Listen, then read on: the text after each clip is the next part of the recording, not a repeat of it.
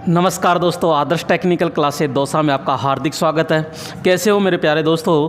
यहाँ पे LP CBT 2 जो अपना मौके पर चौका सीरीज है ये लेकर आए हैं और आज का जो चैप्टर है बहुत ही अहम रहेगा, इलेक्ट्रॉनिक्स। जी हाँ, ये जो इलेक्ट्रॉनिक्स है ध्यान रखिएगा दोस्तों, यहाँ से करीब 5 से 7 क्वेश्चन सीधे सीधे हूबहू ऐसे कैसे पूछ लेता है, ज़्यादा भी पूछ सकता है। तो यहाँ पे इलेक्ट्रॉनिक्स के जो टॉप प्रश्न हैं 75 वो लेकर आए हैं और यहाँ पे व्याख्या सहित संपूर्ण निचोड़ है। ध्यान रखिएगा मेरे दोस्तों, यहाँ पे आप कहते हो कि सर 75 क्वेश्चन है। नहीं मेरे दोस्तों, यहाँ 75 क्वेश्चन नहीं है, प्रत्येक क्वेश्चन के साथ में लगभग मैं 4 से 5 क्वेश्चन कराता हूँ। तो भैया यहाँ पे कितने हो गए आप खुद देखिएगा, यहाँ पे कितने क्वेश्चन हो गए। यहाँ 25 हो गया, 2 7 35 2 37, लगभग यहाँ कहते हैं कि 375। अरे लगभग भी शॉर्ट में भी कहते हैं तो 300 से 350 प्रश्न प्रत्येक चैप्टर के हो रहे हैं अपने। तो यहाँ पे एक एक प्रश्न को अपन लेते हैं और आइए देखते हैं। ये आपका आज का पहला प्रश्न है। ये तो single phase full bridge voltage source DC को एसी में डीसी एसी कन्वर्टर में कितने स्विच का प्रयोग किया जाता है। तो भैया यहाँ पे कह रहा है कि single phase full wave bridge है। यहाँ से समझ में आएगा प्रश्न कि सिंगल फेज है और सिंगल फेज में full wave voltage source DC AC है। ठीक है, कन्वर्टर में कितने स्विच का मतलब यहाँ पे होगा डायोड। क्या होगा? स्विच का मतलब है डायोड का उपयोग किया जाता है। दोस्तों यहाँ पे बात कह रहा है वो रेक्टिफायर की, किसकी कह रहा है? तो वो कह रहा है रेक्टिफायर का मतलब होता है यहाँ पे दिष्टकारी। क्या होता है? दिष्टकारी। और ये जो दिष्टकारी होता है ये क्या काम करता है? ये जो आपके काम करता है ये AC टू क्या करता है? DC काम करता है। दोस्तों यहाँ पे सिंगल फेज में 3 प्रकार के होते हैं। अगर मैं बात करूँ यहाँ पे सिंगल फेज में यहाँ पे बात करते हैं तो ये हाफ वेव। कौन सा होगा? हाफ वेव होता है। एक होता है यहाँ पे फुल वेव। कौन सा होगा? फुल वेव होता है। और एक होता है यहाँ पे ब्रिज। फुल वेव या ब्रिज रेक्टिफायर कह दीजिए, ब्रिज, यहाँ पे ब्रिज रेक्टिफायर। ये प्रकार के होते हैं। यहाँ पे अगर बात करते हैं तो डायोड कितने लगेंगे? तो डायोड लगता है मेरे दोस्तों केवल 1। यहाँ पे डायोड की संख्या होती है 2 और यहाँ पे जो डायोड की संख्या होती है वो 4 होती है। यहाँ पे केवल एक बार में 1 डायोड काम करता है और यहाँ एक बार में 2 डायोड काम करते हैं। अगर मैं एफिशिएंसी की बात करता हूँ तो यहाँ पे 40.6% होता है। कितना होता है? 40.6% दक्षता होती है, जबकि यहाँ पे 81.2% दक्षता होती है। यहाँ भी 81.2% दक्षता होती है। यानी हाफ वेव की दक्षता कितनी होती है? 40.6%। फुल वेव की कितनी होती है? 82.2% और 81.2%। और फुल वेव की भी, ये ब्रिज रेक्टिफायर की भी कितनी होती है? 81.2% होती है। दोस्तों ध्यान रखिएगा, यहाँ आपसे पूछ ले कि आउटपुट फ्रिक्वेंसी इनपुट की तुलना में कितनी होती है, तो यहाँ कहते हैं बराबर होती है। यहाँ पे आपसे कहा जाए कि इनपुट में जैसे 50 हर्ट्ज है तो आउटपुट में कितनी होती है, तो यहाँ पे बात करते हैं तो यहाँ होती है दुगनी। कितनी होगी? दुगनी होती है। जबकि यहाँ ब्रिज रेक्टिफायर के अंदर भी कितनी होती है? दुगनी होती है। तो सीधा सीधा प्रश्न आप देखो कितने बन गए? 1 2 3 4 5 6 7 8 9%। यानी कि यहाँ पे 9 और 1 यहाँ पे 10 हो गया ये। जबकि यहाँ पे 3 फेज की अगर बात करते हैं, 3 फेज के अंदर एक होता है हाफ और एक होता है फुल। इसके अंदर 3 डायोड होते हैं, इसके अंदर 6 डायोड प्रयोग किए जाते हैं। तो लगभग 10 क्वेश्चन यहाँ से, एक प्रश्न से अपन ने 10 क्वेश्चन एक्स्ट्रा सीखे हैं। तो यहाँ पे single phase full bridge voltage source DC AC convert में कितने स्विच का प्रयोग किया जाता है, तो अपन सीधा सा बात करते हैं। फुल ब्रिज की बात कर रहा है, ब्रिज के लिए क्या आ जाएगा आपका? 4 डायोड अपन प्रयोग करते हैं। थोड़ा सा लैंग्वेज अटपटी है, सीधी लैंग्वेज नहीं है, इसलिए थोड़ा दिक्कत आ रही है आपको। आइए नेक्स्ट प्रश्न है आपका नंबर 2। और नंबर 2 प्रश्न कौन सा है, तो आइए देखते हैं, समझिएगा। तो यहाँ पे नंबर 2 प्रश्न है कि एलईडी का निम्नलिखित में से कौन सा लाभ नहीं है। भैया एलईडी जो होती है वो एलईडी एक प्रकार का क्या होता है? डायोड होता है, यानी कि यहाँ पे बात कर रहे हैं अपन एलईडी, LED। तो यहाँ पे फुल फॉर्म की बात करते हैं तो light emitting diode, light emitting diode यानी कि एलईडी। इसके प्रतीक की अगर बात करते हैं तो मेरे दोस्तों यहाँ पे प्रतीक आपका इस प्रकार से होगा एलईडी का, यहाँ एनोड होगा और ये कैथोड होगा, ठीक है। यहाँ पे बात करते हैं रेटिंग, तो इसकी जो रेटिंग होती है ये मिलीवाट में होती है। किस में होती है? तो यहाँ पे मिलीवाट में होती है। जो एलईडी होती है इसका पावर फैक्टर की बात करते हैं, पावर फैक्टर, तो पावर फैक्टर इसका पश्चगामी होता है। क्या होगा? पश्चगामी होता है। एलईडी का जो रंग होता है, एलईडी का प्रकाश का जो रंग होता है किस पर निर्भर करता है? तो अपन कहते हैं यहाँ पे अर्धचालक का चालकों पर ये डिपेंड करता है। यहाँ पे इसमें न तो कोई इलेक्ट्रोड होता है ना इसके अंदर कोई गैस होती है। तो यहाँ पे बात करते हैं इलेक्ट्रोड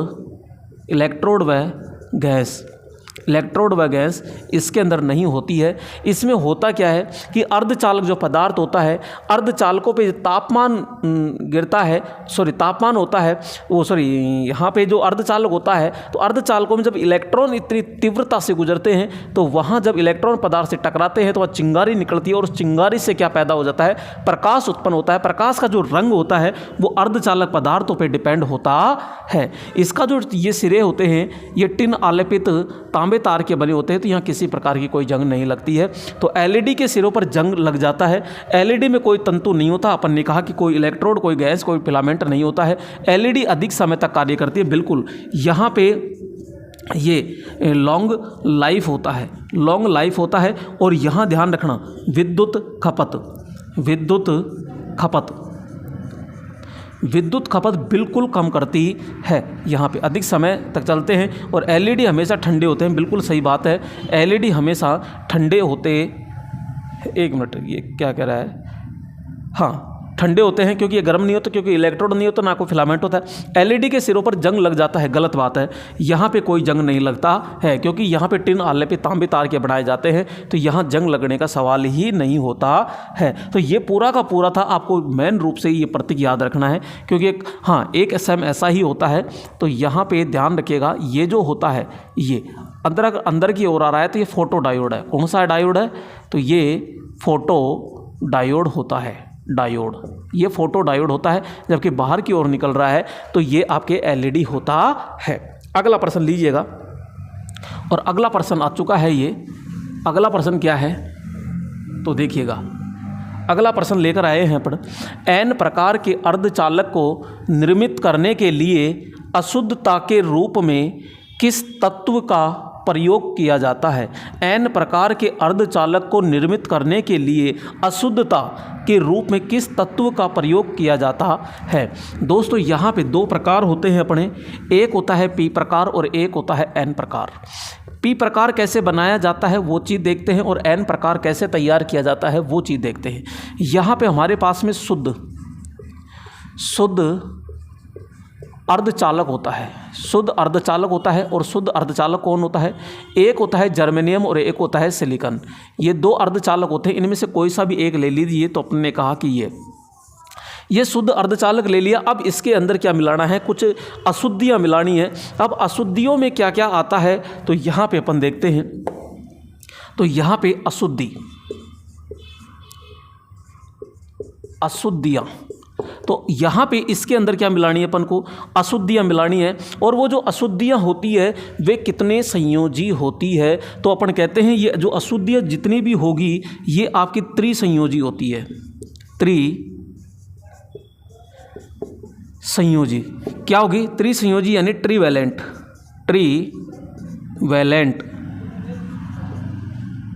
या ट्रीवैलेंट होता है। अब यहाँ पे कौन कौन सी होगी? तो यहाँ अपन सीधा सा कहते हैं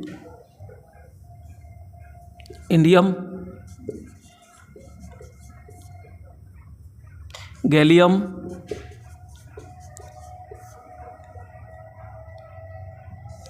बोरॉन, एल्यूमिनियम। तो मेरे दोस्तों यहाँ पे ये जो अशुद्धियाँ हैं ये सारी की सारी कितने संयोजी होती है, तो अपन कहते हैं ये त्रिसंयोजी होती है, त्रिसंयोजी होती है। इनमें से कोई सी भी अशुद्धि को अपन यहाँ जर्मेनियम या फिर सिलिकॉन के अंदर मिलाते हैं तो वो पदार्थ तैयार होता है हमारा पी प्रकार। इसी प्रकार यहाँ पे एन प्रकार तैयार करने के लिए इनमें से जर्मेनियम लिया जाता है या फिर अपन कहते हैं सिलिकॉन लिया जाता है। यहाँ पर भी क्या होती है, अशुद्धि होती है। और अशुद्धि कौन कौन सी होती है, तो अपन कहते हैं आर्सेनिक, एंटीमनी,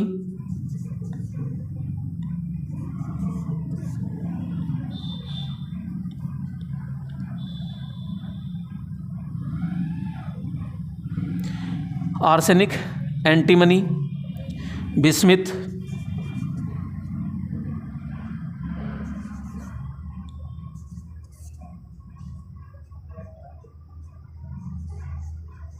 ये आर्सेनिक हो गया, एंटीमनी हो गया, बिस्मिथ हो गया। ठीक है, तो ये जो अशुद्धियाँ होती है ये सारी की सारी अशुद्धियाँ कितने संयोजी होती है, तो अपन कहते हैं पंच संयोजी।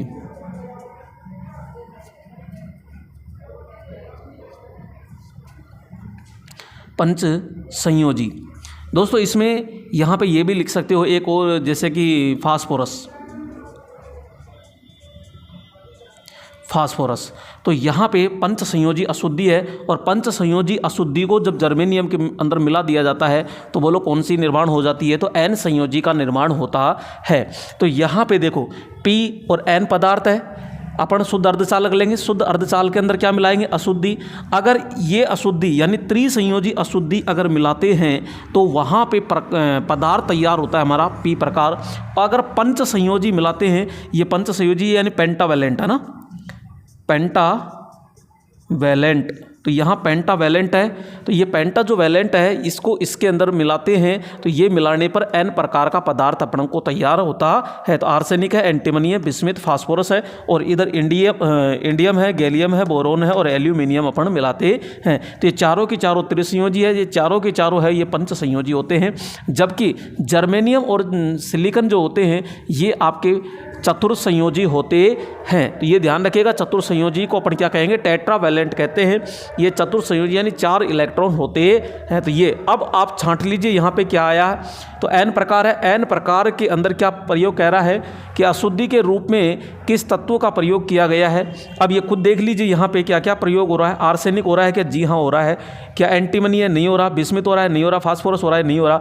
जबकि एल्यूमिनियम है, बोरोन है, गैलियम है। जबकि एल्यूमिनियम है, बोरोन है, गैलियम है। और ये तो सारे के सारे क्या हो जाते हैं कि यहाँ पे ये कितने संयोजी हैं, यहाँ त्रिसंयोजी है, ये कितना संयोजी है, ये पंच संयोजी है। तो राइट ऑप्शन क्या हो जाएगा अपने पास में, सी ऑप्शन होता है। अगर ये सारे याद है तो इससे रिलेटिव कैसा भी क्वेश्चन बना दीजिए, आसानी से अपन पकड़ सकते हैं। अगला प्रश्न लीजिएगा, यहाँ पे ये देखिएगा, अर्धचालक तत्व के रूप में किस तत्व का प्रयोग किया जाता है। दोस्तों अर्धचालक होता है तो अर्धचालक अपन कहते हैं शुद्ध अर्धचालक जर्मेनियम और सिलिकॉन होते हैं। तो यहाँ जर्मेनियम हो गया, चांदी हो गया, एल्यूमिनियम हो गया, तांबा होता है। तो शुद्ध जर्मेनियम या फिर आप कह सकते हो यहाँ पे सिलिकॉन, जर्मेनियम। तो यहाँ पे ये दोनों ही होते हैं। तो राइट ऑप्शन क्या हो जाएगा, यहाँ पे ए ऑप्शन होता है। अगला लीजिएगा, और यहाँ पे अगला प्रश्न आ चुका है और ये प्रश्न जो है काफ़ी अच्छा प्रश्न है। तो देखो यहाँ पे वोल्टता नियंत्रण विद्युत आपूर्ति में किस प्रकार के डायोड का प्रयोग किया जाता है। तो भैया वोल्टता नियंत्रण के लिए पूछ रहा है, तो वोल्टता नियंत्रण के लिए किस प्रकार का डायोड होगा। पीएन जंक्शन होता है, जेनर डायोड होता है, टनल डायोड होता है, प्रकाश उत्सर्जित डायोड होता है। मैं बात करता हूँ पीएन डायोड की, यानी कि पी और एन डायोड जो होता है ये बिल्कुल सामान्य डायोड होता है। ये एनोड होता है, ये कैथोड होता है। इसमें जो धारा जाती है वो आपकी एक ही दिशा में प्रवाहित होती है और एनोड से कैथोड की ओर जाती है। एनोड जो होता है ये प्लस होता है और ये माइनस होता है। इसकी अगर कंस्ट्रक्शन देखते हैं, अंदर की संरचना देखते हैं, तो ये पी होता है और ये एन होता है। ये इस प्रकार से होता है, यूँ इस प्रकार से। तो ये एनोड होता है, ये कैथोड होता है। न तो ये धारा को वोल्टेज करता है और ना ही ये वोल्टेज को नियंत्रण करता है। ये किसी को भी नियंत्रण नहीं करता है। यह जो एक प्रकार का क्या होता है, ये स्विच होता है। ये एक प्रकार का क्या होता है, डायोड स्विच होता है। इसका काम होता है एसी को AC टू क्या करना, DC करना होता है। जब AC को DC में ये बदलता है तो इसको कहते हैं रेक्टिफिकेशन, कहते हैं दृष्टिकरण कहते हैं। तो ये केवल एक सामान्य डायोड हो गया। बात करते हैं आपके टनल डायोड की। टनल डायोड क्या है, तो भैया टनल डायोड का अगर आप सिंबल देखते हो तो टनल डायोड का ये होता है सिंबल, ये एनोड होता है और ये कैथोड होता है। एक होता है प्रकाश उत्सर्जक डायोड यानी लाइट इमिटिंग डायोड, तो ये होता है LED, थोड़ी देर पहले समझाया था। और LED होता है, उसका सिंबल होता है ये, यानी कि ये प्रकाश को क्या निकालेगी, बाहर की ओर निकालती है। ये एनोड होता है और ये क्या होता है, कैथोड होता है। तो ये टनल डायोड होता है। और ये कौन सा है, इसको सुरंग डायोड भी कहते हैं। कौन सा, तो यहाँ पे अपन कहेंगे सुरंग डायोड। कौन सा डायोड, सुरंग डायोड होता है। जबकि ये आपका प्रकाश उत्सर्जक डायोड यानी LED होता है। तो ये लाइट इमिटिंग डायोड होता है। एक होता है ये आपके जीनर डायोड। तो कौन सा डायोड है, जीनर डायोड। तो ये जेड की तरह ही होता है ये इस प्रकार से। तो यहाँ पे ये एनोड होता है, ये कैथोड होता है। ये हमेशा रिवर्स अवस्था में काम करता है। किस अवस्था में काम करता है, ये रिवर्स अवस्था में काम करता है। और ये वोल्टेज को नियंत्रण करता है। किसको नियंत्रण करता है, तो अपन कहेंगे ये वोल्टेज को क्या करता है, ये नियंत्रण करता है। ये आपका जो वोल्टेज को नियंत्रण करता है वो रिवर्स है। और ये कैसे लगाया जाता है, तो अपन कहेंगे कि ये जो होता है ये आपका माइनस में होगा और इधर का क्या होगा, प्लस में होता है। तो ये रिवर्स अवस्था में इस प्रकार से ये कार्य करता है। तो ये थोड़ा सा ध्यान रखिएगा। यहाँ पे वोल्टता नियंत्रण को क्या करेगा, नियंत्रण करता है। तो ये डायोड होता है और ये जीनर डायोड होता है। अगला प्रश्न लीजिएगा। यहाँ पे आ चुका है प्रश्न नेक्स्ट 6 नंबर। और 6 नंबर को आप ध्यान से देखिएगा। क्वेश्चन क्या कह रहा है, LED का उपयोग होता है। भैया LED का उपयोग कहाँ किया जाता है, भैया नॉर्मली LED का जो प्रयोग किया जाता है वो आपके प्रकाश उत्सर्जक के अंदर किया जाता है। जैसे मोबाइल के अंदर लाइट है या फिर कैलकुलेटर है या सिग्नल लाइट है, आदि जगह पर इसका प्रयोग करते हैं। तो प्रतिकर्ष को कम करने के लिए, वोल्टता को विनियमित करने के लिए, AC को DC में परिशोधक करने के लिए और दृश्यमान प्रकाश देना होता है। यानी जो प्रकाश अपन देखते हैं वो प्रकाश देने के लिए तो आजकल LED का प्रयोग करते हैं। आज कहीं भी देख लीजिए, जहाँ भी प्रकाश होता है, रोड लाइट देख लीजिए, घरों में देख लीजिए, हर जगह लगभग क्या आ गया, LED आ गई। और LED से कौन सा प्रकाश मिलता है, दृश्यमान, यानी कि जो अपन देख सकते हैं वो। तो ये दृश्यमान प्रकाश होता है। तो राइट ऑप्शन क्या हो जाएगा यहाँ, LED की फुल फॉर्म क्या है, तो लाइट इमिटिंग डायोड होता है। इसका अगर मैं सिंबल की बात करता हूँ तो यहाँ पे मेरे दोस्तों ये सिंबल इस प्रकार से होता है। ये इस प्रकार से, जरूर नहीं है इस प्रकार से हो, ये ऐसे भी हो सकता है, यहाँ ऐसे भी हो सकता है। इसको कई बार है ना ऐसे गोले के अंदर भी बंद कर दिया जाता है तो भी ये ठीक है, कोई दिक्कत नहीं है। तो राइट ऑप्शन हो गया यहाँ पे D ऑप्शन। अगला प्रश्न लीजिएगा यहाँ पे। और अगला प्रश्न क्या कह रहा है, LASER का पूर्ण रूप क्या है, यानी लेजर होता है, ये लेसर कह दीजिए, लेजर कह दीजिए। लेजर का पूरा नाम क्या होता है, तो मेरे दोस्तों लाइट एमिटिंग क्या होता है, लाइट एमिटिंग होता है क्या, जी नहीं, light amplification stimulated emission radiation होता है। तो लाइट एम्प्लीफाइड नहीं होता है। लाइट एम्प्लीफिकेशन बाई सैचुरेटेड नहीं होता। Light amplification by stimulated emission of radiation, जी हाँ मेरे दोस्तों ये कंप्लीट होता है। लाइट एम्प्लीफाइड नहीं होता है। यहाँ पे light amplification by stimulated emission of radiation होता है। तो बहुत ही कई बार पूछा गया है लेजर लाइट। अब एक होता है, देखो यहाँ पे अगर मैं सिंबल की बात करता हूँ, यहाँ पे इस प्रकार से ये LED है और LED के बीच में से यो निकाल दीजिए एक, तो ये लेजर डायोड बन जाता है, लेजर डायोड।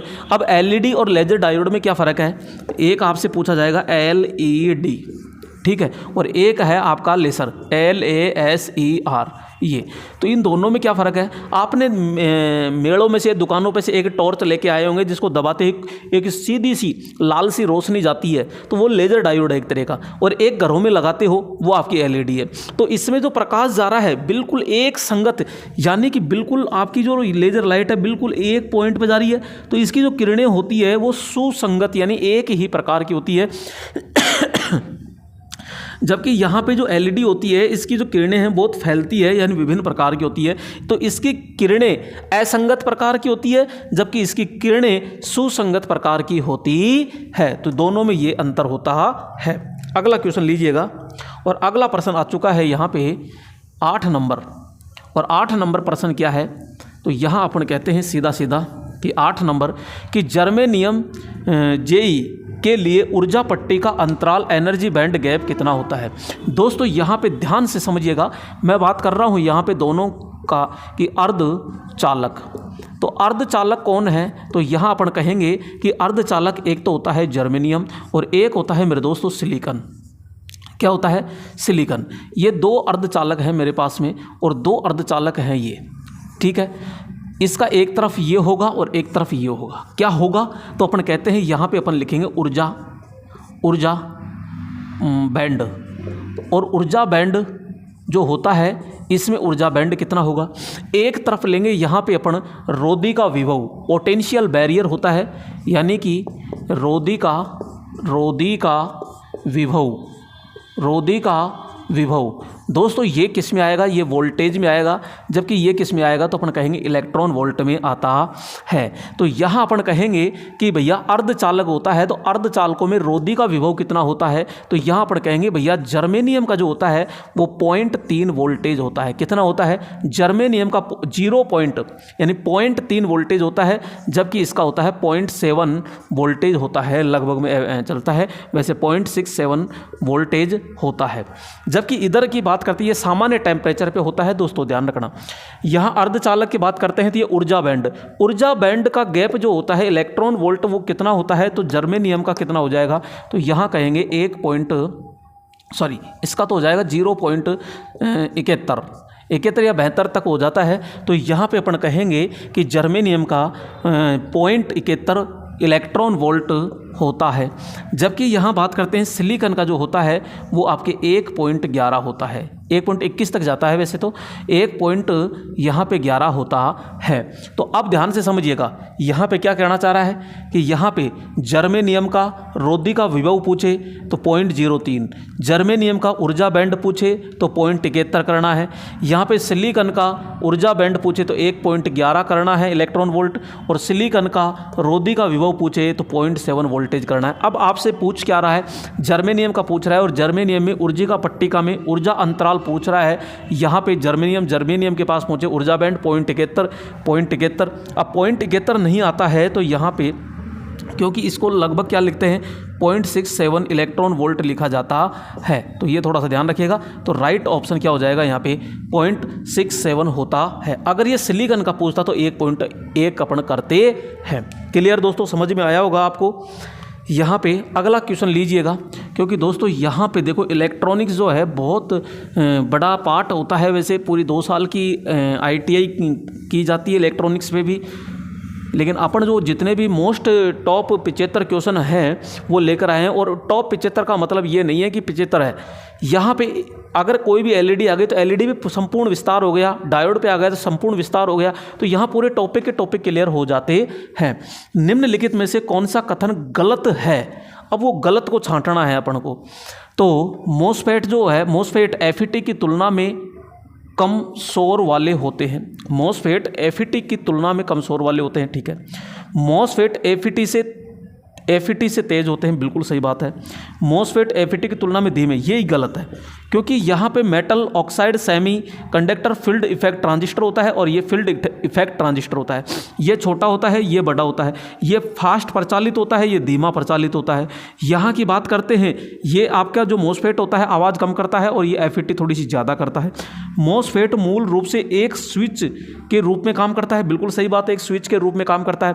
और ये जो है ये सॉलिड स्टेट युक्ति होती है। कौन सी होती है, पावर इलेक्ट्रॉनिक्स के अंदर जो पावर डिवाइस होती है, तो एक प्रकार की क्या है, पावर डिवाइस होती है। तो अपन राइट ऑप्शन क्या दे देंगे यहाँ पे, ये तो यहाँ पे metal oxide field effect transistor. और इन दोनों में ही कितने टर्मिनल होते हैं, तो अपन कहेंगे यहाँ पे 3 टर्मिनल होते हैं, ड्रेन सोर्स और गेट होते हैं, ड्रेन सोर्स और यहाँ पे गेट होते हैं, 3 टर्मिनल होते हैं। अगला क्वेश्चन लीजिएगा, और अगला प्रश्न आ चुका है, पूर्ण तरंग दिष्टकारी फुल वेव रेक्टिफायर परिपथ में संभावित अधिकतम दक्षता कितनी होती है। तो पूर्ण तरंग दिष्टकारी यानी फुल वेव रेक्टिफायर की बात कर रहा है, ब्रिज की नहीं, ब्रिज कह दे चाहे फुल वेव कह दे, दोनों के सेम होती है। तो भैया अपन ने जस्ट पहला जो प्रश्न पढ़ा था उसके अंदर पूरा अपन ने समझ लिया था कि ये फुल वेव जो होता है ये इस प्रकार से होता है, इसमें कितने डायोड लगते हैं, तो अपन कहते हैं इसमें 2 डायोड लगाए जाते हैं और यहाँ पे ये इस प्रकार से होता है और यहाँ पे ये AC होती है, यहाँ पे ये AC का प्रयोग करते हैं, जबकि यहाँ पे 2 डायोड होते हैं और यहाँ से सेंटर टैप निकाला जाता है और ये सीधा ये लोड के पास लगा दिया जाता है। ये लोड होता है, एक बार में एक ही डायोड प्रयोग किया जाता है, तो ये ब्रिज रेक्टिफायर होता है, सॉरी सेंटर टैप डायोड भी कहते हैं इसको, और यहाँ पे फुल वेव कहते हैं। तो यहाँ पे एक बार में एक डायोड प्रयोग किया जाता है, डायोड नंबर 1 और डायोड नंबर 2। अगर अपन बात करते हैं कि इसमें कितने डायोड हैं, तो अपन कहेंगे 2।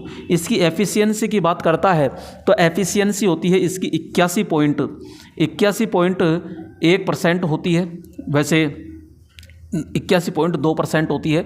तो यहाँ पे क्योंकि यहाँ पे 40.6% हाफ की होती है, तो इसका जस्ट डबल होता है, तो डबल करते हैं तो यहाँ पे 81.2% होता है। नेक्स्ट बात करते हैं इसकी आउट ऑफ फ्रीक्वेंसी जो होती है वो इनपुट की तुलना में क्या होती है, तो अपन कहेंगे दुगनी होती है। क्या होती है? इनपुट की तुलना में दुगनी होती है। तो ये सारी विशेषताएं हैं, तो राइट ऑप्शन क्या हो जाएगा आपका? सी ऑप्शन होता है। अगला प्रश्न देखिएगा, और अगला प्रश्न है यहाँ पे 11 नंबर। तो 11 नंबर प्रश्न है। 11 नंबर प्रश्न क्या कह रहा है कि निम्न में से किस उपकरण को डबल बेस डायोड के नाम से भी जाना जाता है। दोस्तों यहाँ पे क्या होता है, एक होता है यूनी जंक्शन ट्रांजिस्टर, एक होता है बाईपोलर जंक्शन ट्रांजिस्टर, एक NMOS ट्रांजिस्टर होता है, एक CMOS ट्रांजिस्टर होता है। तो यहाँ पे बात करते हैं इस प्रकार से, ये तो यहाँ बेस नंबर 1 और यहाँ पे बेस नंबर 2 होता है, और यहाँ पे एक इस प्रकार से होता है। इसको थोड़ा सा मैं ऐसे बना देता हूँ। तो ये होता है मेरा गेट, ये तो यहाँ पे ये दो बेस होते हैं, इसलिए यहाँ पे डबल बेस डायोड कहा जाता है। और इसके बीच में यहाँ जो प्रतिरोध होता है ये 5 किलो ओम से लेकर के 10 किलो ओम तक इसका प्रतिरोध होता है। दोनों बेस के मध्य में जो प्रतिरोध भरा जाता है वो कितना होता है, तो यह 5 किलो ओम से लेकर के 10 किलो ओम तक इसका प्रतिरोध होता है। तो यहाँ पे डबल बेस यानी बाईपोलर जंक्शन ट्रांजिस्टर होता है। अगला क्वेश्चन और अगला प्रश्न आ चुका है मेरे दोस्तों। यहाँ पे एक थायरिस्टर में होल्डिंग करंट होती है, लेचिंग धारा से अधिक होती है, लेचिंग धारा से कम होती है, लेचिंग धारा के बराबर होती है, और लेचिंग धारा की से तुलना नहीं कर सकते। दोस्तों थायरिस्टर का मतलब क्या है यहाँ पे, तो अपन कहते हैं थायरिस्टर का मतलब होता है SCR, सिलिकॉन कंट्रोल रेक्टिफायर होता है। अगर मैं प्रतीक की बात करता हूँ तो यहाँ पे इस प्रकार का एक प्रतीक होता है, ये गेट होता है, ये कैथोड होता है, और ये क्या होता है, एनोड होता है। यहाँ पे क्या होता है, इस प्रकार का होता है PNPN, इस प्रकार का ये गेट होता है, ये एनोड होता है, ये एनोड होता है, और ये क्या होता है, तो यहाँ बात करते हैं आपका कैथोड होता है। तो कितनी परत होती है, 1 2 3 4। तो यहाँ परत की बात करता है, तो परत तो होती है 3। अगर बात करें जंक्शन तो जंक्शन इसे बोलते हैं जंक्शन। तो भैया कितने जंक्शन हो गए, तो यहाँ कहेंगे 3 जंक्शन होते हैं। विक्षेपण परत कितनी होती है, तो यहाँ बात करेंगे विक्षेपण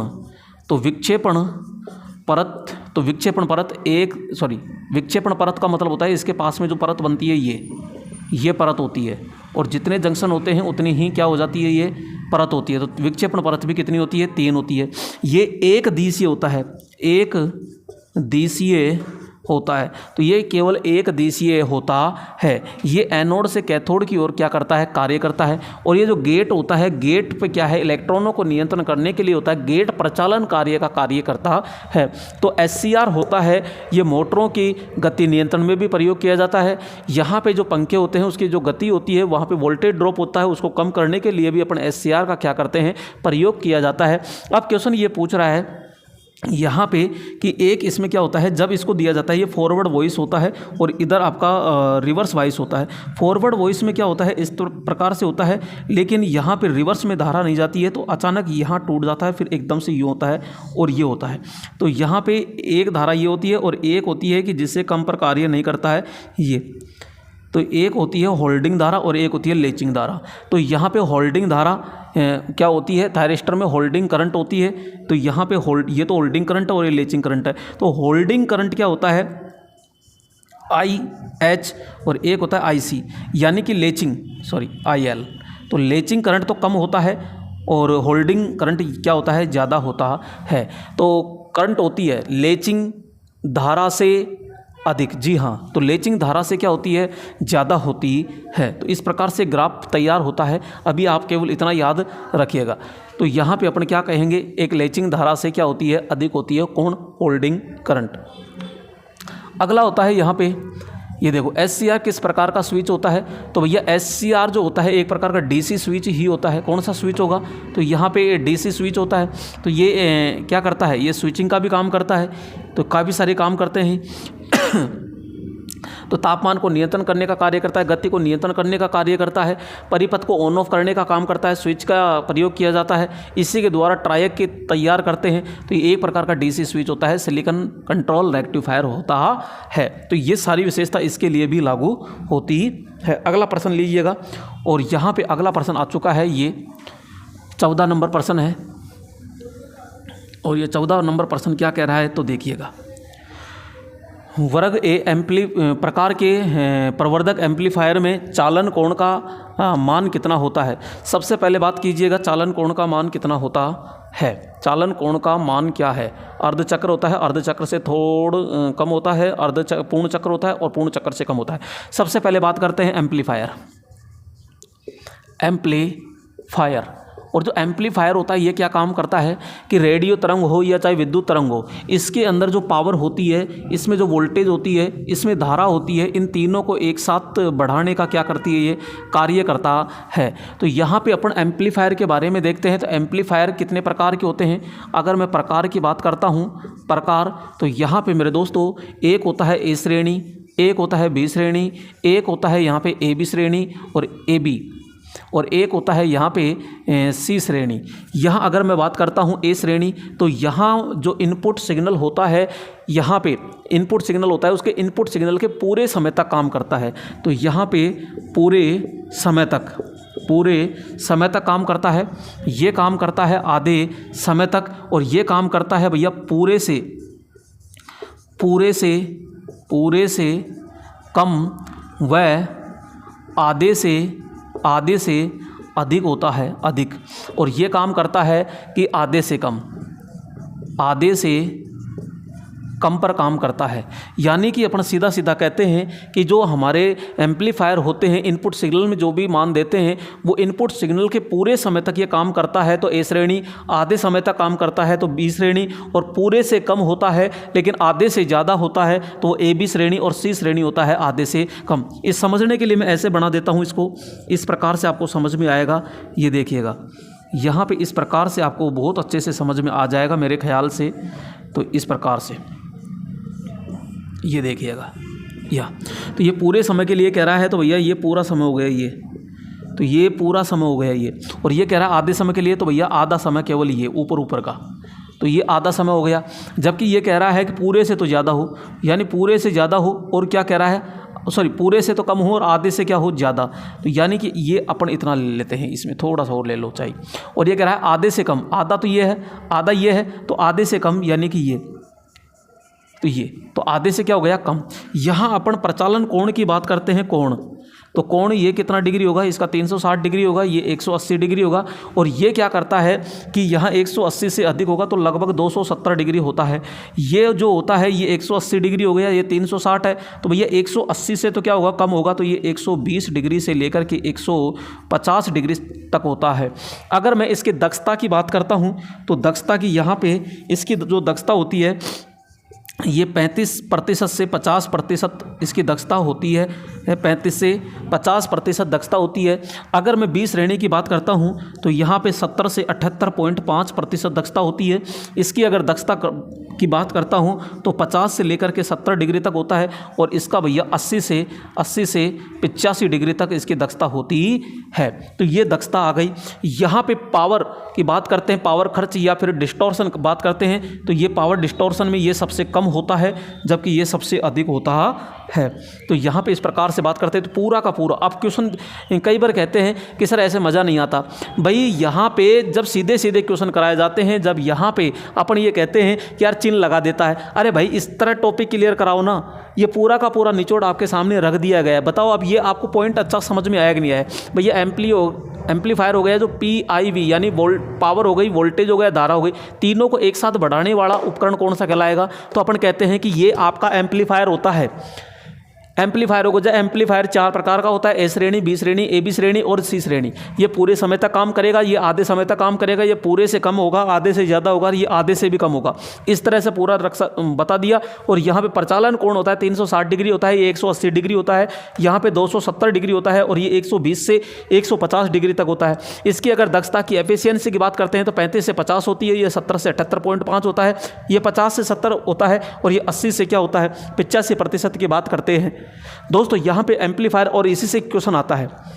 दोस्तों यहाँ क्योंकि एक एक टॉपिक को भाई पढ़ाना तब पड़ता है जब खुद कंप्लीट तैयार होते हैं, और जब तक मैं कंप्लीट तैयार नहीं होता हूँ तब तक मैं पढ़ाता नहीं हूँ, क्योंकि इसको तैयार करने में के लिए बहुत मेहनत लगती है दोस्तों, और बहुत मेहनत लगती है। तो यहाँ पे मैं पूरा का पूरा, अब ये जो है ये कंटेंट पैड कोर्स में जल्दी से कोई नहीं दे पाता है, लेकिन मैं आपके लिए, केवल आपके खातिर मैं चाहता हूँ कि कोई भी स्टूडेंट गरीब हो या अमीर हो, कैसा भी हो, लेकिन उसको किसी प्रकार की कोई समस्या नहीं आनी चाहिए। कई होते हैं उनके पास में बहुत दिक्कत आती है। तो यहाँ मेरे दोस्तों ये मैंने पूरा का पूरा जो कंटेंट है पूरा थ्योरेटिकल दे दिया है। अगर आपको नहीं पता है तो आप प्लेलिस्ट के अंदर जाइए और वहाँ पे पूरा रामबाण बैच सुबह 6 बजे से आ रहा है, जबकि यहाँ पे एक तरफ आपका मैं PYC करा रहा हूँ। पिछली जितनी भी परीक्षाओं में क्वेश्चन आ रहे हैं वो MCQ चल रहे हैं ये, और प्रत्येक चैप्टर के 75 क्वेश्चन। अरे 75 क्या है, अब देखो एक चैप्टर के ऊपर गिन लीजिए आप, यहाँ पे 1 2 3 4 5 6 7 8 9 10 11 12 13 और 1 14, यानी एक प्रश्न पे 14 14 15 15 और ये 2 3 ये हो गए। इतने सारे क्वेश्चन पूरा का पूरा निचोड़ रख दिया। तो दोस्तों ये मैं आपसे केवल इतनी सी उम्मीद करता हूँ, क्योंकि आपको पता है कि कंटेंट कैसा नज़र आ रहा है, कैसा नहीं नज़र आ रहा। तो यहाँ पे सीधा सीधा ये है कि भाई अपना परिवार अभी बहुत छोटा है, लेकिन आप लोगों के प्यार और सहयोग से ये परिवार बहुत जल्दी बड़ा हो जाएगा, मुझे पूरा विश्वास है। क्योंकि देखो एक तो होता है कंटेंट के बदौलत वो क्या पता कब सर्च करेगा कब सर्च नहीं करेगा, तब जाके वो देख पाएगा। और एक अपन होते हैं, लगभग अपने परिवार पे 5100-5200 का परिवार हो चुका है। अगर अपन सभी मिलकर के, सभी भाई सभी दोस्त मिलकर के एक बार जैसे लंबा शेयर करते हैं, तो शेयर करने से वो उसके एक बार देखेगा तो सही, और एक बार कंटेंट समझ में आएगा। तो शेयर करने से केवल ये होता है कि वो थोड़ा सा जल्दी पता लग जाता है, नहीं तो बाद में पता लग पाता है मेरे दोस्तों। केवल मैं हाथ जोड़कर इतना सा ही निवेदन करूँगा कि अपना जो ये सिस्टम है इसको थोड़ा सा और प्लीज़ आप कर दीजिए। हाँ दोस्तों ये चीज़ है, तो इसको थोड़ा सा आप क्या कर दीजिए, इंक्रीज करवा दीजिए, ठीक है। अगला क्वेश्चन देखते हैं। हाँ अब आपका क्वेश्चन आप खुद पता लगाइएगा क्या है। तो ये कह रहा है ए वर्ग के पास कहे, ये ए वर्ग हो गया, तो ये पूरे समय के लिए काम कर रहा है, तो ये हो गया पूर्ण चक्र हो गया, तो यहाँ पे सी ऑप्शन होता है। अगला क्वेश्चन लीजिएगा यहाँ पे। तो ये दोस्तों बहुत ही अच्छा कंटेंट हो रहा है यहाँ पे। अगला प्रश्न है कि निम्न में से कौन से डायोड का चिन्ह है। दोस्तों यहाँ पे अगर मैं डायोड की बात करता हूँ तो काफ़ी सारे डायोड होते हैं। तो देखो यहाँ पे अगर मैं इसकी बात करता हूँ लाइट एमिटिंग डायोड, तो इसकी बार बार अपन चर्चा कर चुके कि यहाँ पे इस तरह से होगा, तो ये लाइट एमिटिंग डायोड है। कांस्टेंट करंट डायोड होता है, तो कांस्टेंट करंट का मतलब होता है नियत धारा डायोड, और नियत धारा जो डायोड होता है ये धारा ये नियत धारा डायोड होता है। ये जेनर डायोड की बात करते हैं तो ये आपका जेनर डायोड होता है। ये इस प्रकार से ये जेनर डायोड होता है। कौन सा डायोड हो जाएगा, ये शॉर्ट की डायोड की बात करते हैं तो ये शॉर्ट की डायोड हो गया। ये तो ये कैसा हो गया, ये शॉर्ट की डायोड हो गया। आगे बात करते हैं, एक होता है जैसे टनल डायोड जो होता है,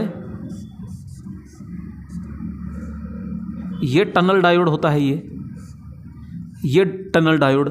और एक सादा डायोड होता है, ये सादा डायोड होता है। एक जेनर डायोड आ गया ना, जेनर डायोड, तो जेनर डायोड आ गया, टनल डायोड आ गया। एक बात करते हैं यहाँ पे, और कौन सा बचा, तो यहाँ पे एक होता है इस प्रकार से, ये पिन डायोड होता है। कौन सा डायोड होता है? पिन डायोड होता है, पिन। एक होता है ये, तो ये गन डायोड होता है। कौन सा डायोड होता है? ये गन डायोड होता है। कौन सा डायोड हो जाएगा? तो गन डायोड होता है। तो ये सारे के सारे डायोड अपन को याद रखने पड़ेंगे। तो ये होता है आई यानी कि कांस्टेंट करंट डायोड होता है। तो राइट ऑप्शन क्या हो जाएगा? ये 15 में बी ऑप्शन होगा। अगला क्वेश्चन लीजिएगा और यहाँ पे अगला प्रश्न देखते हैं अपन।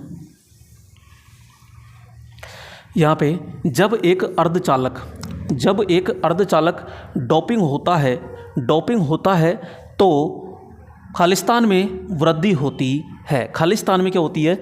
वृद्धि होती है। तो यहाँ पे जब एक अर्धचालक डोपिंग होता है तो खालिस्तान में वृद्धि होती है। दोस्तों यहाँ पे देखो, एक होता है शुद्ध, ठीक है, शुद्ध अर्धचालक, और एक होता है अशुद्ध अर्धचालक। जो शुद्ध होता है एक तो जर्मेनियम और एक होता है सिलिकॉन, ये दो होते हैं। जबकि ये क्या होता है कि शुद्ध ये जर्मेनियम या सिलिकॉन होता है और इसके अंदर कुछ अशुद्धि मिला करके अशुद्ध डायोड अपन प्रयोग करते हैं। इनको डोपिंग अर्धचालक भी कहते हैं, डोप्ड अर्धचालक भी कहते हैं। जबकि इनको नेज अर्धचालक कहते हैं, इंट्रिंसिक अर्धचालक कहते हैं, प्राकृतिक अर्धचालक होते हैं, जबकि ये एक्सट्रिंसिक अर्धचालक होते हैं। तो ये चीज़ है। इनकी जो चालकता होती है, इनकी चालकता निम्न होती है और इसकी चालकता क्या होती है? उच्च होती है। तो यहाँ पे उच्च। यहाँ प्रतिरोध की बात करते हैं, प्रतिरोध। तो यहाँ प्रतिरोध क्या होता है? ज़्यादा होता है। इसमें प्रतिरोध क्या होता है? निम्न होता है। यहाँ पे चालकता में परिवर्तन की संभावना है, परिवर्तन। तो यहाँ परिवर्तन नहीं होता है, जबकि इसमें परिवर्तन आसानी से किया जा सकता है, क्योंकि यहाँ पे जो अशुद्धि की मात्रा को कम ज़्यादा करके आसानी से अपन कर सकते हैं। तो ये सारी की सारी चीज़ें हैं, तो ये थोड़ा सा ध्यान रखिएगा। यहाँ पे जब एक अर्धचालक डोपिंग होता है तो उसमें क्या वृद्धि होती है? तो अपन कहते हैं चालकता की वृद्धि हो जाती है।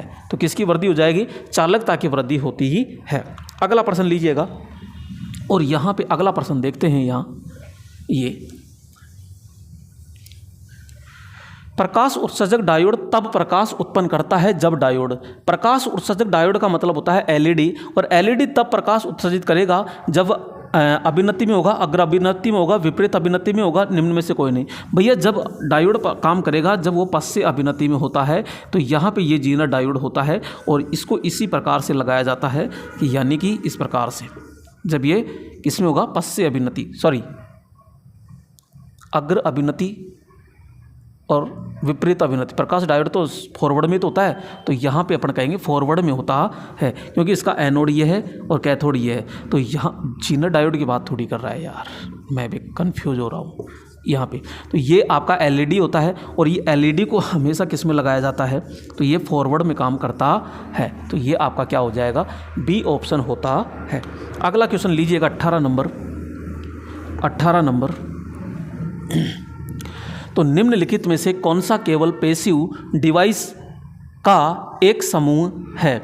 तो भैया यहाँ पे निम्नलिखित में से कौन सा पैसिव केवल समूह डिवाइस का होता है? कौन सा? देखो यहाँ पे बात करते हैं, एक होता है एक्टिव, एक होता है पैसिव, ठीक है। ये एक्टिव होता है, ये ओम व किरचॉफ नियम पर काम नहीं करता, जबकि यहाँ पे ये आपके ओम नियम और किरचॉफ नियम पर काम करता है। यहाँ पे ये हमें ऊर्जा प्रदान करते हैं। ये क्या करते हैं? ये ऊर्जा प्रदान करते हैं और ये ऊर्जा नहीं देते हैं। ये ऊर्जा नष्ट नहीं करते, जबकि ये ऊर्जा नष्ट करते हैं। एक्टिव कौन कौन से हैं? सभी प्रकार की इलेक्ट्रॉनिक युक्ति होती है, जैसे आपके एफईटी है, एससीआर है, डायोड है, ट्रायोड है, मोसफेट है, एफईटी है, यूजेटी है, इसके अलावा अर्धचालक है, ट्रायोड है, गेट है, जीनर डायोड है, सारे प्रकार के एम्पलीफायर है, ट्रांजिस्टर है। ये सारे के सारे किस में आएंगे? एक्टिव में आते हैं। जबकि पैसिव में कौन कौन आता है? जैसे प्रतिरोध होता है, आपका कैपेसिटर होता है, इसके अलावा इंडक्टर होता है, ठीक है, ये चीज़ें हैं। इसके अलावा ट्रांसफॉर्मर है, इसके अलावा मोटर है, तंतु लैंप है। तो ये किस में आएंगे? ये पैसिव के अंदर आते हैं। अब ये कह रहा है पैसिव डिवाइस का एक समूह है। भैया प्रतिरोध हो गया, संधारित्र हो गया, प्रेरक हो गया, ट्रांजिस्टर हो गया। ट्रांजिस्टर नहीं आता इसमें, ट्रांसफॉर्मर है, प्रतिरोधक है, संधारित्र है और एक प्रेरक। ये राइट ऑप्शन होगा। अब देख लो, अगर आपको ये तीनों याद रहे, इसके बारे में पता नहीं है तो फिर गलत हो जाएगा। तो आपको सीधा देखना है। तो सभी प्रकार की यहाँ पे इलेक्ट्रॉनिक जो युक्तियाँ हैं ज़्यादातर, तो वो सारी की सारी किस में आएगी, एक्टिव में आता है और एक होता है पैसिव। तो यहाँ पे याद रखिएगा, प्रतिरोध है, कैपेसिटर है, इंडक्टर है, इसके अलावा तंतु लैंप होता है, ट्रांसफार्मर है, मोटर है, ये सारे के सारे बोलो किस में आएंगे, यहाँ पे पैसिव में आते हैं। जबकि यहाँ सेल है, बैटरी है, ठीक है, जो ऊर्जा पैदा करते हैं वो सारे के सारे किस में आएंगे, तो एक्टिव के अंदर आते हैं। अगला है यहाँ पे 19 नंबर, और ये 19 नंबर को ध्यान से देखिएगा। 19 नंबर को ध्यान से देखिएगा। परमाणु के एक नाभिक का तत्व क्या है? तो भैया परमाणु के एक नाभिक का तत्व क्या है, ये अपन कहते हैं ये परमाणु है, और परमाणु के अंदर नाभिक है। नाभिक में भैया प्रोटॉन और न्यूट्रॉन है, और इसके चारों ओर कक्षाएं होती है। यहाँ पे इस प्रकार से कक्षाएं हैं। तो ये के प्रकार की है, के, एल, एम और ये एन होती है। तो यहाँ पे जो पहली कक्षा होती है इसमें 2 इलेक्ट्रॉन होते हैं, फिर यहाँ पे 8 इलेक्ट्रॉन होते हैं। तो इस प्रकार से चलते हैं। और यहाँ पे एन स्क्वायर यहाँ पे, तो यहाँ अपन कहते हैं कि जो आपके नाभिक होता है, नाभिक में प्रोटॉन और न्यूट्रॉन, क्या नाभिक के अंदर प्रोटॉन और जो न्यूट्रॉन होता है ये नाभिक के अंदर पाए जाते हैं। और जो नाभिक होता है इसके अंदर धनात्मक आवेश पाया जाता है, जबकि पूरा परमाणु जो होता है ये उदासीन होता है, यानी कि इसमें किसी प्रकार का आवेश नहीं पाया जाता। क्यों? क्योंकि इलेक्ट्रॉन के अंदर नेगेटिव आवेश होता है और इसके अंदर पॉजिटिव होता है, तो वो क्या कर देता है, निष्क्रिय हो जाते हैं, क्रॉस हो जाते हैं। तो यहाँ पे इसकी अगर परमाणु का आकार पूछ ले तो परमाणु का आकार होता है 10 की पावर -10 मीटर होता है, जबकि नाभिक का पूछ ले तो 10 की पावर -15 मीटर होता है। तो यहाँ पे नाभिक तत्व होते हैं, तो नाभिक में प्रोटॉन और न्यूट्रॉन है, न्यूट्रॉन और प्रोटॉन दोनों होते हैं। तो राइट ऑप्शन क्या हो जाएगा, ए ऑप्शन होता है। अगला पॉइंट क्या है, तो अगला पॉइंट समझिएगा यहाँ पे। और अगला पॉइंट लेकर आए हैं 20 नंबर, और 20 नंबर में क्या है तो वो देखिएगा। ऐसे तत्व जिनका ऊर्जा अंतराल 5 इलेक्ट्रॉन वोल्ट से अधिक होता है तो वह व्यवहार करता है। तो यहाँ अपन बात करते हैं कि भाई यहाँ पे इस प्रकार से है ये। तो सबसे ऊपर का जो बैंड होता है ये कौन सा बैंड कहलाएगा, तो अपन कहते हैं ये चालन बैंड होता है। इसमें जो इलेक्ट्रॉन होते हैं वो आपके क्या कहलाएंगे, तो अपन कहते हैं मुक्त इलेक्ट्रॉन होते हैं। इसमें ये जो बैंड होता है इसको संयोजी बैंड कहते हैं। कौन सा बैंड कहते हैं, संयोजी बैंड कहते हैं। इसमें जो इलेक्ट्रॉन्स होते हैं, ये इलेक्ट्रॉन्स होते हैं, इनको अपन संयोजी इलेक्ट्रॉन्स कहते हैं, संयोजी इलेक्ट्रॉन्स कहते हैं। अब यहाँ पे बात क्या है कि ये उच्च ऊर्जा स्तर बैंड कहलाता है, ये निम्न ऊर्जा स्तर बैंड कहलाता है। यहाँ पे अपन कहते हैं जब परम शून्य तापमान रहता है तो ये पूर्णतः क्या रहता है, खाली रहता है, पूर्णतः खाली। लेकिन खाली कब रहता है, परम शून्य तापमान पर रहता है, ये पूर्णतः भरा रहता है। इन दोनों के बीच में ये जो गैप होता है ये फॉरबिडन एनर्जी गैप कहलाता है। यानी कि ये क्या कहलाएगा, तो अपन कहेंगे ये ऊर्जा अंतराल कहलाता है। और ये ऊर्जा अंतराल जो होता है लगभग ये 3 से 6 इलेक्ट्रॉन वोल्ट होता है। कितना होता है, 3 से 6 इलेक्ट्रॉन वोल्ट होता है। तो यहाँ इलेक्ट्रॉन यहाँ से यहाँ नहीं जा पाते हैं, तो ये क्या कहलाता है, अचालक कहलाता है, अचालक। जबकि एक और होता है यहाँ पे, और यहाँ पे ये जो गैप है बहुत कम पाया जाता है। यहाँ 1 इलेक्ट्रॉन वोल्ट होता है। और यहाँ पे क्या होता है, शुरू में धारा नहीं जाती है, जब तापमान बढ़ाया जाता है तो यहाँ पे इलेक्ट्रॉन यहाँ से यहाँ इसके अंदर चले जाते हैं। तो ये होता है अर्धचालक, अर्धचालक। और एक होता है यहाँ पे इस प्रकार से होता है ये पूरा का पूरा।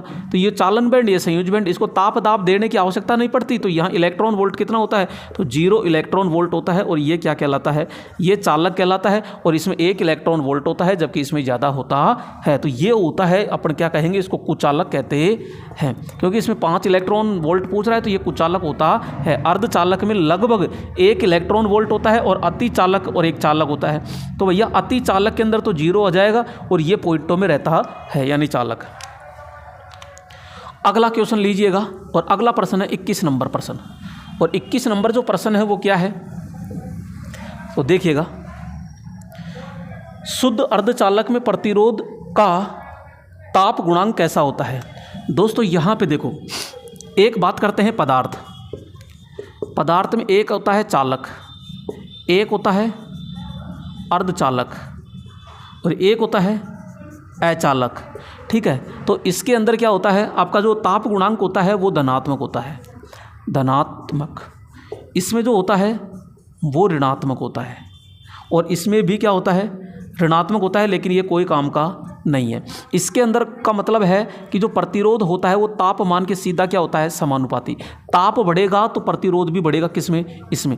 अर्धचालक में क्या होता है, जो प्रतिरोध होता है वो ताप के विलोम अनुपाती होता है, यानी ताप बढ़ेगा तो प्रतिरोध क्या होता है, घटता है, ताप घटता है तो प्रतिरोध क्या होता है, बढ़ता है। अब शुद्ध अर्धचालक में कह रहा है तो ताप गुणांक तो कैसा होगा, ऋणात्मक होता है। राइट ऑप्शन क्या हो जाएगा यहाँ पे, ये। लेकिन इसके साथ साथ अपन ये भी कह सकते हैं कि जितने भी अर्धचालक होते हैं, अर्धचालकों में प्रतिरोध जो होता है वो तापमान के क्या होता है, बिल्कुल विलोम अनुपाती होता है। दोस्तों एक बात मैं और बोलना चाहूँगा, क्योंकि पीडीएफ की जो बहुत ज़्यादा डिमांड आ रही है, और मेरे दोस्तों देखो इसकी जो पीडीएफ है वो मिलना मुश्किल है, क्योंकि अब मैं पढ़ा रहा हूँ ये साधारण बोर्ड है, और साधारण बोर्ड है, ये डिजिटल बोर्ड नहीं है। डिजिटल बोर्ड में तो इसको पूरा सेव कर लिया जाता है, अब यहाँ पे सेव नहीं होती है। अगर भैया मेरे दोस्तों यहाँ पे अगर आपको आवश्यकता है तो यहाँ पे स्क्रीनशॉट आप ले लिया करो, क्योंकि यहाँ स्क्रीनशॉट के अलावा और मेरे पास में कोई वो चारा नहीं है। तो दोस्तों यहाँ पीडीएफ मिलना मुश्किल है। अगर मैं खाली प्रश्नों की पीडीएफ देता हूं तो कोई मतलब ही नहीं है, ना तो उसमें आंसर आएंगे ना और कुछ आएंगे। तो भाई इसकी पीडीएफ मेरे पास है ही नहीं, मैं दूं कहां से। जितनी पीडीएफ थी मैंने आपको पूरी प्रोवाइड करवा रहा हूं। अब आप लोगों का सहयोग बहुत ज़्यादा रहा, जल्दी रहा, तो अपन जल्दी यहाँ डिजिटल बोर्ड की व्यवस्था कर देंगे। अब डिजिटल बोर्ड देखो लगवाने में काफ़ी ज़्यादा खर्चा आता है, कम से कम पूरा कंटेंट, पूरा स्टूडियो तैयार होता है तो लगभग 4-5 लाख का खर्चा आता है। और भाई अपने यहाँ पे अभी तक इतनी व्यवस्था नहीं है, लेकिन आप लोगों का प्यार और सपोर्ट रहा तो अपन बहुत जल्दी डिजिटल बोर्ड की व्यवस्था कर देंगे। और सहयोग आपका मुझे पता है कि पूर्ण सहयोग रहेगा, क्योंकि ज़्यादा से ज़्यादा शेयर करेंगे। भाई शेयर करने से ही तो अपने यार दोस्तों को पता चलेगा। भाई आप अपने यार दोस्तों को शेयर करोगे, दूसरे वो यार दोस्तों को शेयर करेंगे, तो ऐसे एक दूसरे से चैन की कड़ी से बनेगा। और मैं आपसे वादा कर रहा हूँ बहुत जल्दी यहाँ पे लगभग 10,000 सब्सक्राइबर होते ही मैं यहाँ पे डिजिटल बोर्ड की व्यवस्था कर दूंगा दोस्तों, क्योंकि जब तक थोड़ी सी अर्निंग भी हो जाएगी। और यहाँ पे अब देखो अर्निंग आपसे तो कह रहा है नहीं, लेकिन जो यूट्यूब देता है कुछ, अभी तक तो ये मान के चलिएगा कि यहाँ पे जो यहाँ थोड़ा खर्चा है, विद्युत का खर्चा है, वो विद्युत का खर्चा भी नहीं आता इस समय। तो बिल्कुल आप जानते हो कि 5,000 सब्सक्राइबर पे अभी कुछ भी नहीं मिलता है। तो ये क्योंकि जब तक कम से कम 100-200 हज़ार नहीं हो जाते तब तक कोई मतलब नहीं है। तो यहाँ तो अभी ये मान लीजिए कि मोबाइल का रिचार्ज भी जेब से कराना पड़ता है, तो यहाँ अभी तक कोई वो नहीं है। लेकिन आप लोगों का सहयोग रहा तो बहुत जल्दी जेब से पैसे लगा करके, उधार ले करके और कैसे भी करके आप लोगों तक मैं ज़रूर व्यवस्था करूँगा। लेकिन 10,000 आप कैसे भी करके और जल्द से जल्द सब्सक्राइब करवा दीजिए दोस्तों। फिर यहाँ पीडीएफ क्या, फिर तो पता नहीं जाने क्या क्या मिलेगा आपको। तो यहाँ पीडीएफ तुरंत क्लिक किया यहाँ, फिर तो यहाँ जैसे कोई भी अर्धचालक है, कोई मशीन है, वो कैसे घूमती है, कैसे नहीं घूमती है, सारी व्यवस्था अपन कर देंगे। और मैं वादा करता हूँ एक ऐसा बैच मैं लेके आऊँगा, लेकिन वो डिजिटल पे ही पॉसिबल रहेगा, क्योंकि पूरे जितने भी है, जैसे जनरेटर है, जनरेटर के अंदर एक एक पार्ट्स को कैसे दिखाना, कैसे मूव करता है, कैसे घूमता है, कैसे चुंबकीय बल रेखाओं काटता है, कैसे क्या करता है, ये सारी चीज़ें बोलो किस में होगी। तो अपन कहेंगे डिजिटल बोर्ड पे आराम से क्लिक किया, यूँ सारा निकाल देंगे। लेकिन अपने पास भैया अभी तक डिजिटल बोर्ड नहीं है, और मैं बहुत अच्छा कंटेंट तैयार कर रहा हूँ, लेकिन वो सारा का सारा डिजिटल बोर्ड पे ही चलेगा। तो आप लोगों का सपोर्ट बहुत है मेरे पास और रहेगा, ये मुझे कल्पना है। तो आप ज़्यादा से ज़्यादा बनाए रखें। इसमें राइट ऑप्शन क्या हो जाएगा आपका, ऋणात्मक होता है, जबकि वो चालक के अंदर पूछता तो चालक के अंदर क्या हो जाता है, धनात्मक होता है। अगला क्वेश्चन लीजिएगा यहाँ पे, और अगला प्रश्न आ चुका है यहाँ पे। और अगला प्रश्न क्या कह रहा है, ब्रिज रेक्टिफायर है, फिर फुल वेव रेक्टिफायर है, फिर हाफ वेव रेक्टिफायर है, प्रयुक्त डायोड की संख्या ज्ञात कीजिए। मेरे दोस्तों यहाँ पे ब्रिज रेक्टिफायर है, मैंने शुरू में पहला ही पढ़ाया था। तो यहाँ पे एक की बात करते हैं, तो यहाँ पे बोलो ब्रिज है, फिर आता है यहाँ पे फुल होता है, और एक होता है हाफ। तो यहाँ पे एक डायोड होता है, यहाँ 2 डायोड होते हैं, यहाँ 4 डायोड होता है। दूसरी बात करते हैं इनपुट फ्रीक्वेंसी की, यहाँ बराबर होती है, इनपुट के बराबर होती है, यहाँ पे दुगनी होती है, और यहाँ भी क्या होती है, दुगनी होती है। एफिशिएंसी की बात करते हैं तो यहाँ पे 40.6% होती है। यहाँ 81.2% होता है और यहाँ भी 81.2% होता है। तो ये सारी चीज़ें अपन ने बिल्कुल क्लियरली समझा दी है मैंने यहाँ पे, तो आप लोगों का बहुत ही अच्छा सपोर्ट रहा। तो यहाँ पे पहले ब्रिज का नाम ले रहा है तो ब्रिज पे पहुँच जाओ, डायोड की संख्या पूछ रहा है तो 4 है, फिर आगे पूछ रहा है ये फुल वेव के पास पहुँच जाओ, 2 है तो यहाँ पे 2 है, यहाँ 1 है, तो राइट ऑप्शन क्या हो जाएगा, ए ऑप्शन होता है। जैसे प्रश्न कहे आपसे वैसे आप काम कीजिएगा, ठीक है। अगला क्वेश्चन लीजिएगा।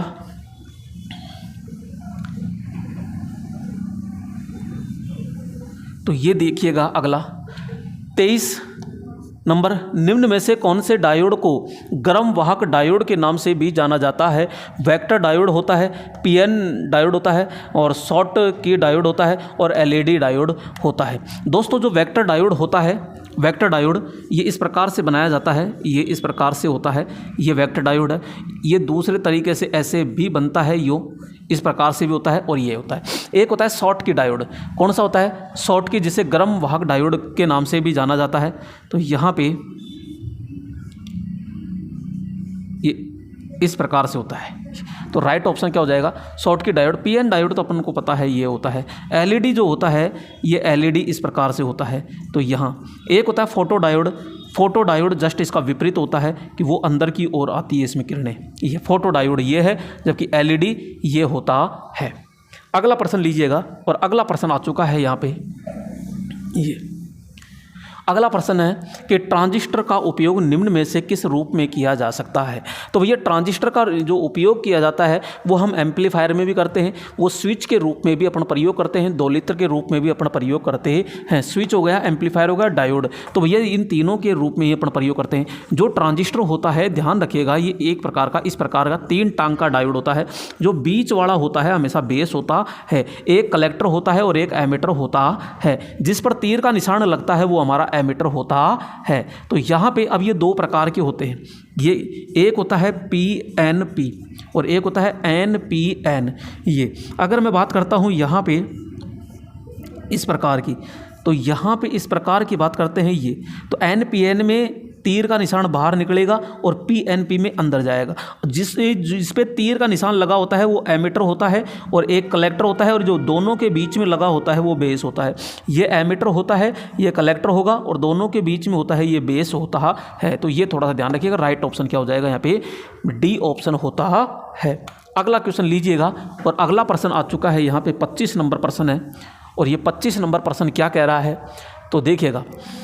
ऊष्मा सिंक आमतौर पर निम्न के साथ संलग्न किया जा सकता है। तो ट्रांजिस्टर का बेस होता है, ट्रांजिस्टर का उत्सर्जक होता है और ट्रांजिस्टर का संग्राही होता है, और इनमें से कोई नहीं। तो बताइए दोस्तों ऊष्मा सिंक क्या है। मैं पानी पे लेता हूँ।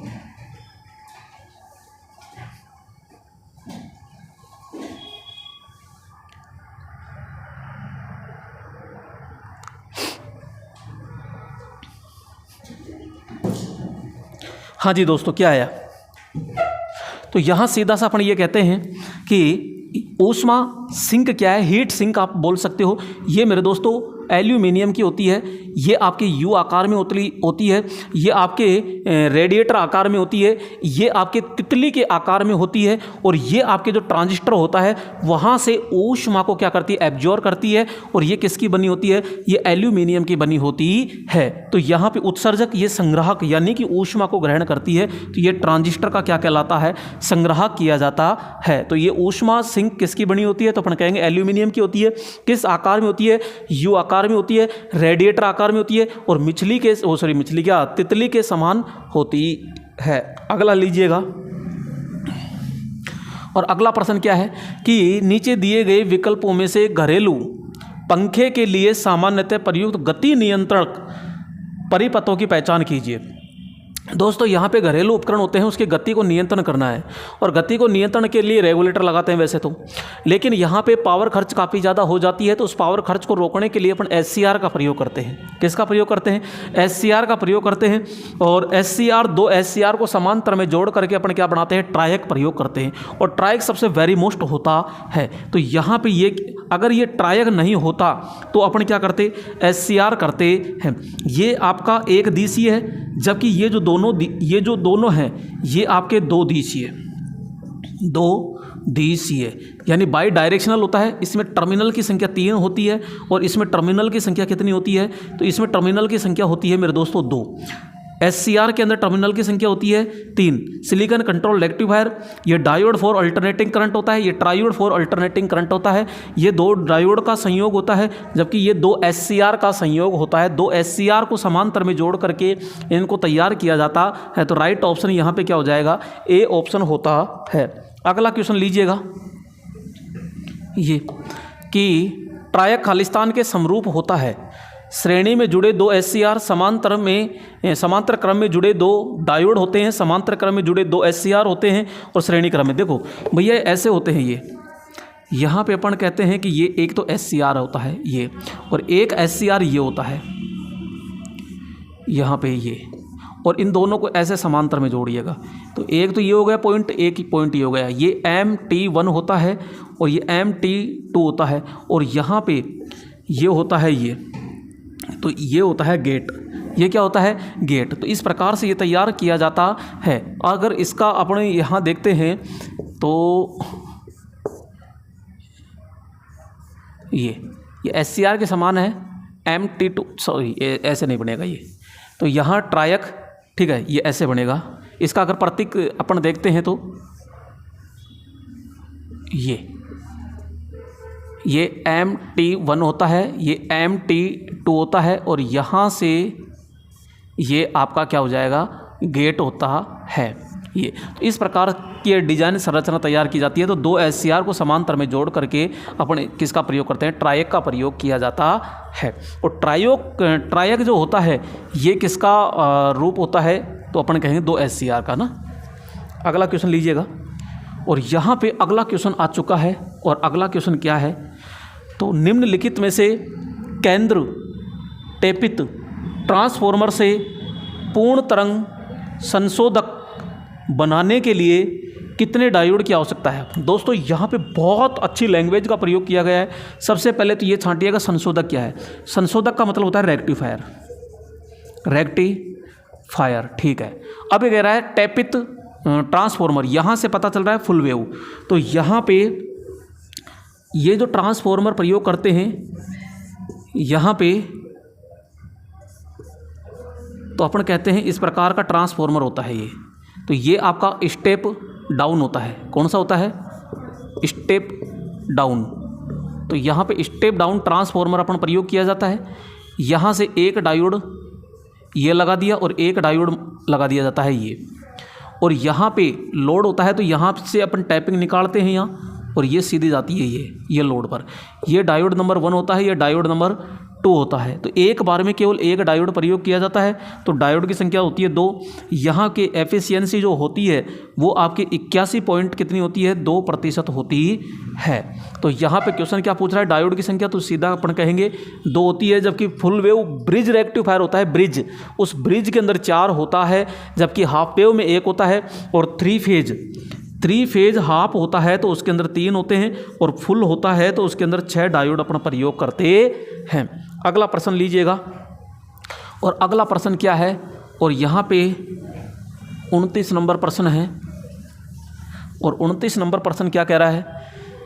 सिग्नल की परिमाण बढ़ाने के लिए किस उपकरण का उपयोग किया जाता है? तो भैया सिग्नल की परिमाण बढ़ाने के लिए किस उपकरण का प्रयोग किया जाता है? सिग्नल का मतलब यहाँ है चाहे तो वो रेडियो की तरंग हो, तरंग का मतलब सिग्नल है, और चाहे वो विद्युत हो, कैसी हो? विद्युत। तो इन दोनों की सिग्नल अगर बढ़ा रहे हैं, यानी कि वोल्टेज है, धारा है, पावर है, इन तीनों को ही बढ़ाने का काम किसका होता है? तो अपन कहते हैं एम्पलीफायर फायर का प्रयोग किया जाता है। तो एम्पलीफायर है जो रेडियो या फिर विद्युत जो सिग्नल होते हैं उसके अंदर वोल्टेज, धारा और पावर तीनों को ही बढ़ाने का कार्य कौन करता है? एम्पलीफायर प्रयोग किया जाता है, यानी प्रवर्धक का प्रयोग किया जाता है। रेक्टिफायर क्या काम करता है? तो ये AC को AC2 क्या करता है? DC। और इन्वर्टर क्या काम करता है? तो ये DC टू AC काम करता है। जबकि एटेन्यूएटर क्या होता है? तो ये एटेन्यूएटर एम्पलीफायर का जस्ट विपरीत होता है। तो ये अपन कहेंगे एम्पलीफायर का विलोम। एटेन्यूएटर क्या होता है? एम्पलीफायर का विलोम होता है। अगला लीजिएगा, अगला प्रश्न है यहाँ पे एक LC यानी कि L का मतलब यहाँ इंडक्टर है और C का मतलब कैपेसिटेंस है। ट्रांजिस्टर में ओसिलेटर में सक्रिय घटक का उपयोग है। तो भैया यहाँ पे सक्रिय घटक आपको छांटना है। सक्रिय का मतलब एक्टिव छांटना है। प्रतिरोध, इंडक्टर, ट्रांजिस्टर और संधारित्र। मैंने बताया था आपको RLC। R का मतलब प्रतिरोध होता है, L का मतलब इंडक्टर होता है, C का मतलब कैपेसिटर होता है। एक ट्रांसफार्मर ले लीजिए, एक तंतु लैंप ले लीजिए, ये सारे के सारे निष्क्रिय होते हैं। जबकि यहाँ ट्रांजिस्टर है ये आपका एक्टिव एलिमेंट होता है, यानी कि ये सक्रिय घटक होता है। इसके अलावा जैसे एम्पलीफायर होता है, ट्रांजिस्टर होता है, जिनर डायोड है, कि जितने भी डायोड होते हैं वो सारे के सारे कौन से हो जाएंगे? तो वो कहेंगे अपन सक्रिय यानी एक्टिव एलिमेंट होते हैं। राइट ऑप्शन क्या हो जाएगा? यहाँ C होता है। यहाँ पे बात करते हैं भैया ये वर्ग B पावर एम्पलीफायर की रूपांतरण दक्षता कितनी होती है? तो भैया दोस्तों मैंने यहाँ पे पूरा का पूरा बता दिया था AB और एक होता है C। अगर दक्षता की ही डायरेक्ट बात करते हैं, क्योंकि ये आपके पूर्ण समय के लिए काम करता है, ये पूरे समय के लिए काम करता है, ये केवल आधे समय के लिए काम करता है। सॉरी, यहाँ पे ये आपके पूरे से ज़्यादा होता है और आधे से कम होता है, और ये आपके आधे से भी कम होता है, यानी कि ये इतना। यहाँ पे अपन बात करते हैं ये प्रचालन कोण कितना होता है? 360 डिग्री होता है, इसका 180 डिग्री होता है, इसका 270 डिग्री होता है, इसका 120 से 150 डिग्री होता है। यहाँ पे अगर दक्षता की बात करते हैं तो भैया 35 से लेकर के 50 डिग्री होता है। इसका जो होता है प्रचालन, दक्षता जो होती है वो 70 से 78.5 होता है। यहाँ 50 से, यहाँ पे 50 से कितना होता है? 70% होता है। और यहाँ पे 80% से 85% इसकी क्या होती है? एफिशिएंसी होती है। तो ये सारी चीज़ें अपन ने तुरंत 2 मिनट में देख ली। और B का पूछ रहा है तो B के ऊपर उठा लीजिए।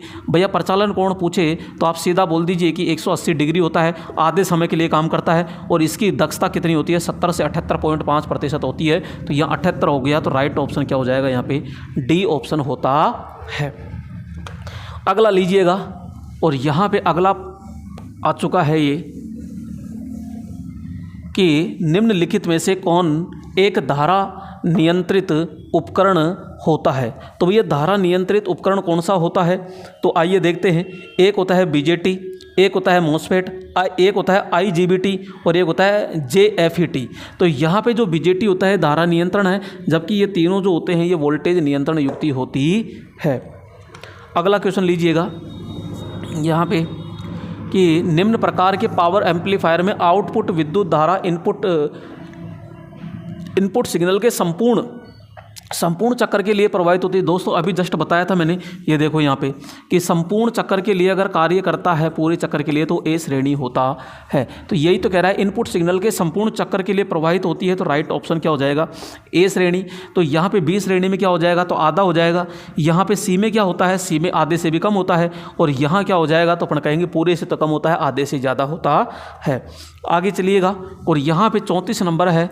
और 34 नंबर क्या कह रहा है कि प्रवर्धक यानी एम्पलीफायर युग्मन में संधारित्र का प्रयोग किस लिए किया जाता है? तो भैया बैंड विकृति को सीमित करने के लिए किया जाता है, आवृत्ति के नियंत्रण हेतु किया जाता है, प्रतिबाधा के मिलान हेतु किया जाता है, और दिष्ट धारा को आउटपुट के साथ मिलाने से रोकने के लिए किया जाता है? भैया एम्पलीफायर, प्रवर्धक का मतलब होता है एम्पलीफायर, युग्मन। और एम्पलीफायर में कैपेसिटर पूछ रहा है, कैपेसिटर क्यों किया जाता है? तो कैपेसिटर किसका काम करता है? यहाँ पे फिल्टर का काम करता है।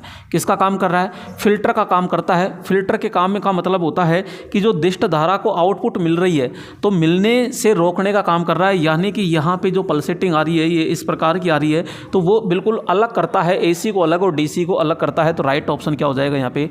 आपका D ऑप्शन होता है। अगला क्वेश्चन आता है यहाँ पे, और अगला क्वेश्चन क्या है? तो खालिस्तान वह उपकरण है जिसमें BJT और MOSFET दोनों के लाभ होते हैं। भैया यहाँ पे BJT और MOSFET दोनों के लाभ जो होते हैं वो कौन सा होता है? तो MCT होता है, एक SCR होता है, एक IGBT होता है और एक ट्रायक होता है। तो राइट ऑप्शन क्या हो जाएगा यहाँ पे? ये। तो ये किस प्रकार का होता है? ये इस प्रकार से होता है, यूँ इस प्रकार से होता है ये। तो यहाँ पे ये IGBT यानी insulated gate bipolar transistor, insulated gate bipolar transistor होता है। तो ये, तो राइट ऑप्शन क्या हो जाएगा यहाँ? C ऑप्शन होता है। ट्राइक कैसा होता है? तो भैया ट्राइक तो होता है ये दोनों दिशीय में कार्य करता है ये। SCR क्या होता है?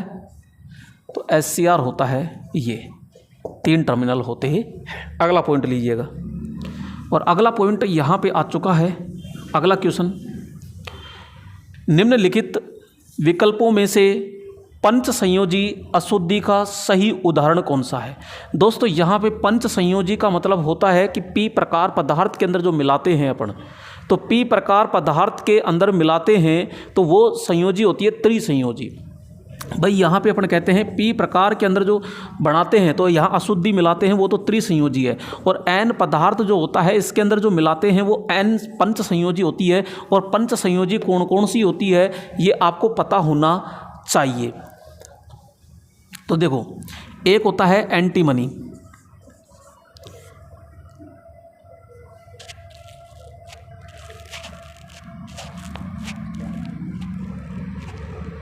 एक होता है आर्सेनिक,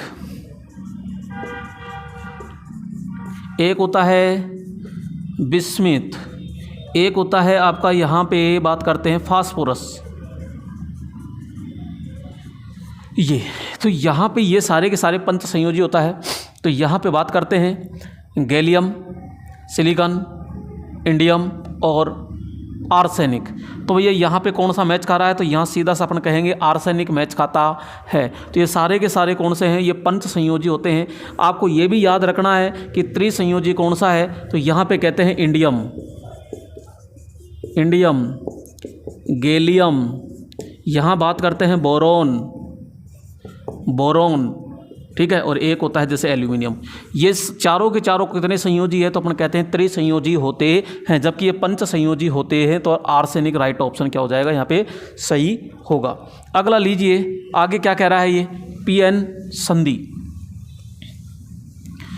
PN संधि में अवक्षय परत की चौड़ाई होती है। भैया P, ये देखो यहाँ समझना, यहाँ पे अपन कहते हैं P और N, दो पदार्थ है, एक P प्रकार है एक N प्रकार है। दोनों को गर्म वाहक यानी डिफ्यूजन क्रिया के द्वारा इनको जोड़ा जाता है। जब यहाँ पे डिफ्यूजन क्रिया के द्वारा जोड़ा जाता है तो यहाँ पे होता है ये आपका एनोड होता है, ये कैथोड होता है। जब इनको जोड़ा जाता है तो यहाँ पे ये होता है PN जंक्शन, PN जंक्शन होता है। और यहाँ PN जंक्शन के पास में यहाँ एक लेयर बन जाती है ये, जिसे हम कहते हैं अवक्षय परत। अवक्षय परत कहते हैं इसे, पोटेंशियल लेयर के नाम से भी जाना जाता है। तो इसे कई सारे नाम दिए गए हैं। तो ये जो लेयर होती है ये भैया बहुत ही कम में होती है। तो यहाँ अपन कहते हैं माइक्रोमीटर के अंदर होती है। माइक्रो ऑप्शन नहीं मिलता है तो यहाँ मिलीमीटर के अंदर अपन यूज करते हैं। तो ये 1 माइक्रोमीटर के समथिंग होती है और इसके अंदर विभव पैदा हो जाता है जिसे रोधी का विभव कहते हैं। क्या कहते हैं? रोधी का विभव, रोधी का विभव कहते हैं, जिसे रोधी का विभव कहते हैं, फॉरवर्ड वोल्टेज कहते हैं, थ्रेशोल्ड वोल्टेज कहते हैं, नी वोल्टेज के नाम से भी जाना जाता है। तो ये सारी चीज़ें अपनी होती है। और इसमें जो धारा का प्रवाह किया जाता है तो ये इस प्रकार से होता है। तो धारा का प्रवाह ऐसे होता है, तो ये फॉरवर्ड होता है। अगर मैं इसको उल्टा जोड़ देता हूँ, ये प्लस कर देता हूँ, ये माइनस कर देता हूँ, तो ये रिवर्स बायस होता है। तो राइट ऑप्शन क्या हो जाएगा यहाँ पे, नंबर 1 ऑप्शन हो जाएगा, यानी माइक्रोमीटर। अगला लीजिएगा, और अगला क्या कह रहा है कि यहाँ पे पूर्ण तरंग दिष्टकारी यानी ज्या तरंग शिखर कारक कितना होता है। भाई पूर्ण तरंग का मतलब होता है फुल वेव। क्या होता है, तो यहाँ पे फुल वेव। और जो फुल वेव जो होता है, फुल वेव कह दीजिए, यहाँ पे एक आपका साइन वेव कह दीजिए, साइन वेव कह दीजिए, एक एसी कह दीजिए। फुल वेव का पूछ ले, साइन वेव का पूछ ले, एसी का पूछ ले, और पूछ क्या रहा है, शिखर कारक पूछ रहा है, यानी कि पीक फैक्टर पूछ रहा है, यानी कि केपी पूछ रहा है। और केपी पूछ रहा है तो भैया अंडर रूट 2 होता है, और अंडर रूट 2 का मान होता है 1.4142 होता है। तो राइट ऑप्शन क्या हो जाएगा यहाँ पे, डी ऑप्शन होता है। तो यहाँ पे पूर्ण तरंग का ही आपसे क्या पूछ ले, रूप गुणक पूछ ले। रूप गुणक यानी फॉर्म फैक्टर पूछ ले तो 1.11 कर देना है। क्या कर देना है, 1.11 कर देना है। अगर वो फुल फैक्टर का फुल वेव का ही आपसे क्या पूछ ले, शिखर गुणांक आपसे पूछ लिया, पीक फैक्टर आपसे पूछ लिया, औसत मान पूछ ले। क्या पूछ ले, औसत मान पूछ ले। तो ध्यान रखिएगा यहाँ पे 0.637 होता है, और एक आपसे पूछ ले RMS मान पूछ ले तो 0.707 होता है। तो ये पूरा का पूरा चारों मान आपको याद होने चाहिए। अगला लीजिएगा, और यहाँ पे ये आ चुका है अगला प्रश्न। और अगला प्रश्न कौन सा है, तो ये देखो, परमाणु का आकार कैसा होता है भैया, जिसमें परमाणु और बीचों बीच होता है नाभिक। तो ये पूछ रहा है पूरा का परमाणु का आकार होता है, तो परमाणु का आकार होता है 10⁻10 मीटर होता है। अगर वो नाभिक पूछता है, क्या पूछता है, नाभिक पूछता है, तो नाभिक का होता है 10⁻15 मीटर होता है। तो परमाणु का आकार होता है 10⁻10 मीटर होता है। अगला है नाभिक का व्यास पूछ रहा है, तो नाभिक का व्यास कितना हो जाएगा, तो ये कर देंगे इसमें। तो राइट ऑप्शन इसमें कितना हो जाएगा, ये। अगला आता है कि परमाणु कौन से कणों से मिलकर होता है। परमाणु के नाभिक होता है, नाभिक में भैया प्रोटॉन न्यूट्रॉन होते हैं, इसके चारों ओर चक्कर लगाते हैं तो इलेक्ट्रॉन होते हैं, प्रोटॉन होते हैं, न्यूट्रॉन होते हैं, इलेक्ट्रॉन तो सभी कर देंगे अपन। राइट ऑप्शन क्या हो जाएगा, सभी होता है। प्रोटॉन के अंदर ध्यान रखना धनात्मक आवेश होता है, न्यूट्रॉन में कुछ भी नहीं होता है, इलेक्ट्रॉन में नेगेटिव आवेश होता है। तो यहाँ पे तो पूरा परमाणु का आवेश पूछा जाए तो निष्क्रिय होता है, यानी उदासीन होता है। अगला क्वेश्चन क्या है, और अगला क्वेश्चन लीजिए, इसमें तो ये डी ऑप्शन हो जाएगा। और अगला क्वेश्चन आइएगा, जानते हैं यहाँ पे, जीनर डायोड एक उच्च अग्र वोल्टेज कोटि वाला डायोड होता है, निम्न प्रतिवर्ती वोल्टेज पर तेजी से खराब होने वाला डायोड है, और प्रवर्धक के रूप में एक उपयोगी डायोड होता है, और ऋणात्मक प्रतिरोध वाला डायोड होता है। बात करते हैं जीनर डायोड की। जीनर का सबसे पहले सिंबल देखते हैं, यानी प्रतीक। तो ये भैया जेड की तरह होता है, ये तो ये तो हो गया सिंबल। यहाँ पे संयोजन की बात करते हैं। संयोजन तो हमेशा ये कौन सी अवस्था में काम करता है, तो ये रिवर्स में काम करता है। तो ये इस प्रकार से लगेगा, यहाँ पे ये तो होता है माइनस और ये होता है इसका प्लस, तो यानी उल्टी दिशा में ये काम करता है, ठीक है। और ये कंट्रोल किसे करता है, कंट्रोल, तो ये कंट्रोल किसे करेगा, तो ये वोल्टेज को नियंत्रण करता है। किसे करता है, वेरी मोस्ट है, ये वोल्टेज को क्या करता है, कंट्रोल करता है। और यहाँ पे अपन सीधा सा कहते हैं कि यहाँ ऋणात्मक प्रतिरोध क्षेत्र वाला होता है ये। तो यहाँ पे ऋणात्मक प्रतिरोध क्षेत्र वाला क्या होता है, ये डायोड होता है। उच्च डोपिंग में होता है तो उच्च डोपिंग वाला डायोड होता है। तो यहाँ पे डी ऑप्शन क्या हो जाएगा, राइट होता है। अगला प्रश्न लीजिएगा यहाँ पे, और अगला प्रश्न है 43 नंबर। और 43 प्रश्न क्या कह रहा है, 43 नंबर आपसे क्या बोल रहा है, तो ये कह रहा है कि एलईडी की तुलना में एलसीडी में बिजली की खपत क्या होती है। भैया जो एलईडी होती है और एक होता है एलसीडी, लाइट एमिटिंग डायोड होता है, ये लिक्विड क्रिस्टल डिस्प्ले होती है। एलसीडी लाइट एमिटिंग डायोड हो गया है ना, और एक होती है एलसीडी। ये जो होता है ये आपको पता होगा कि जो आपके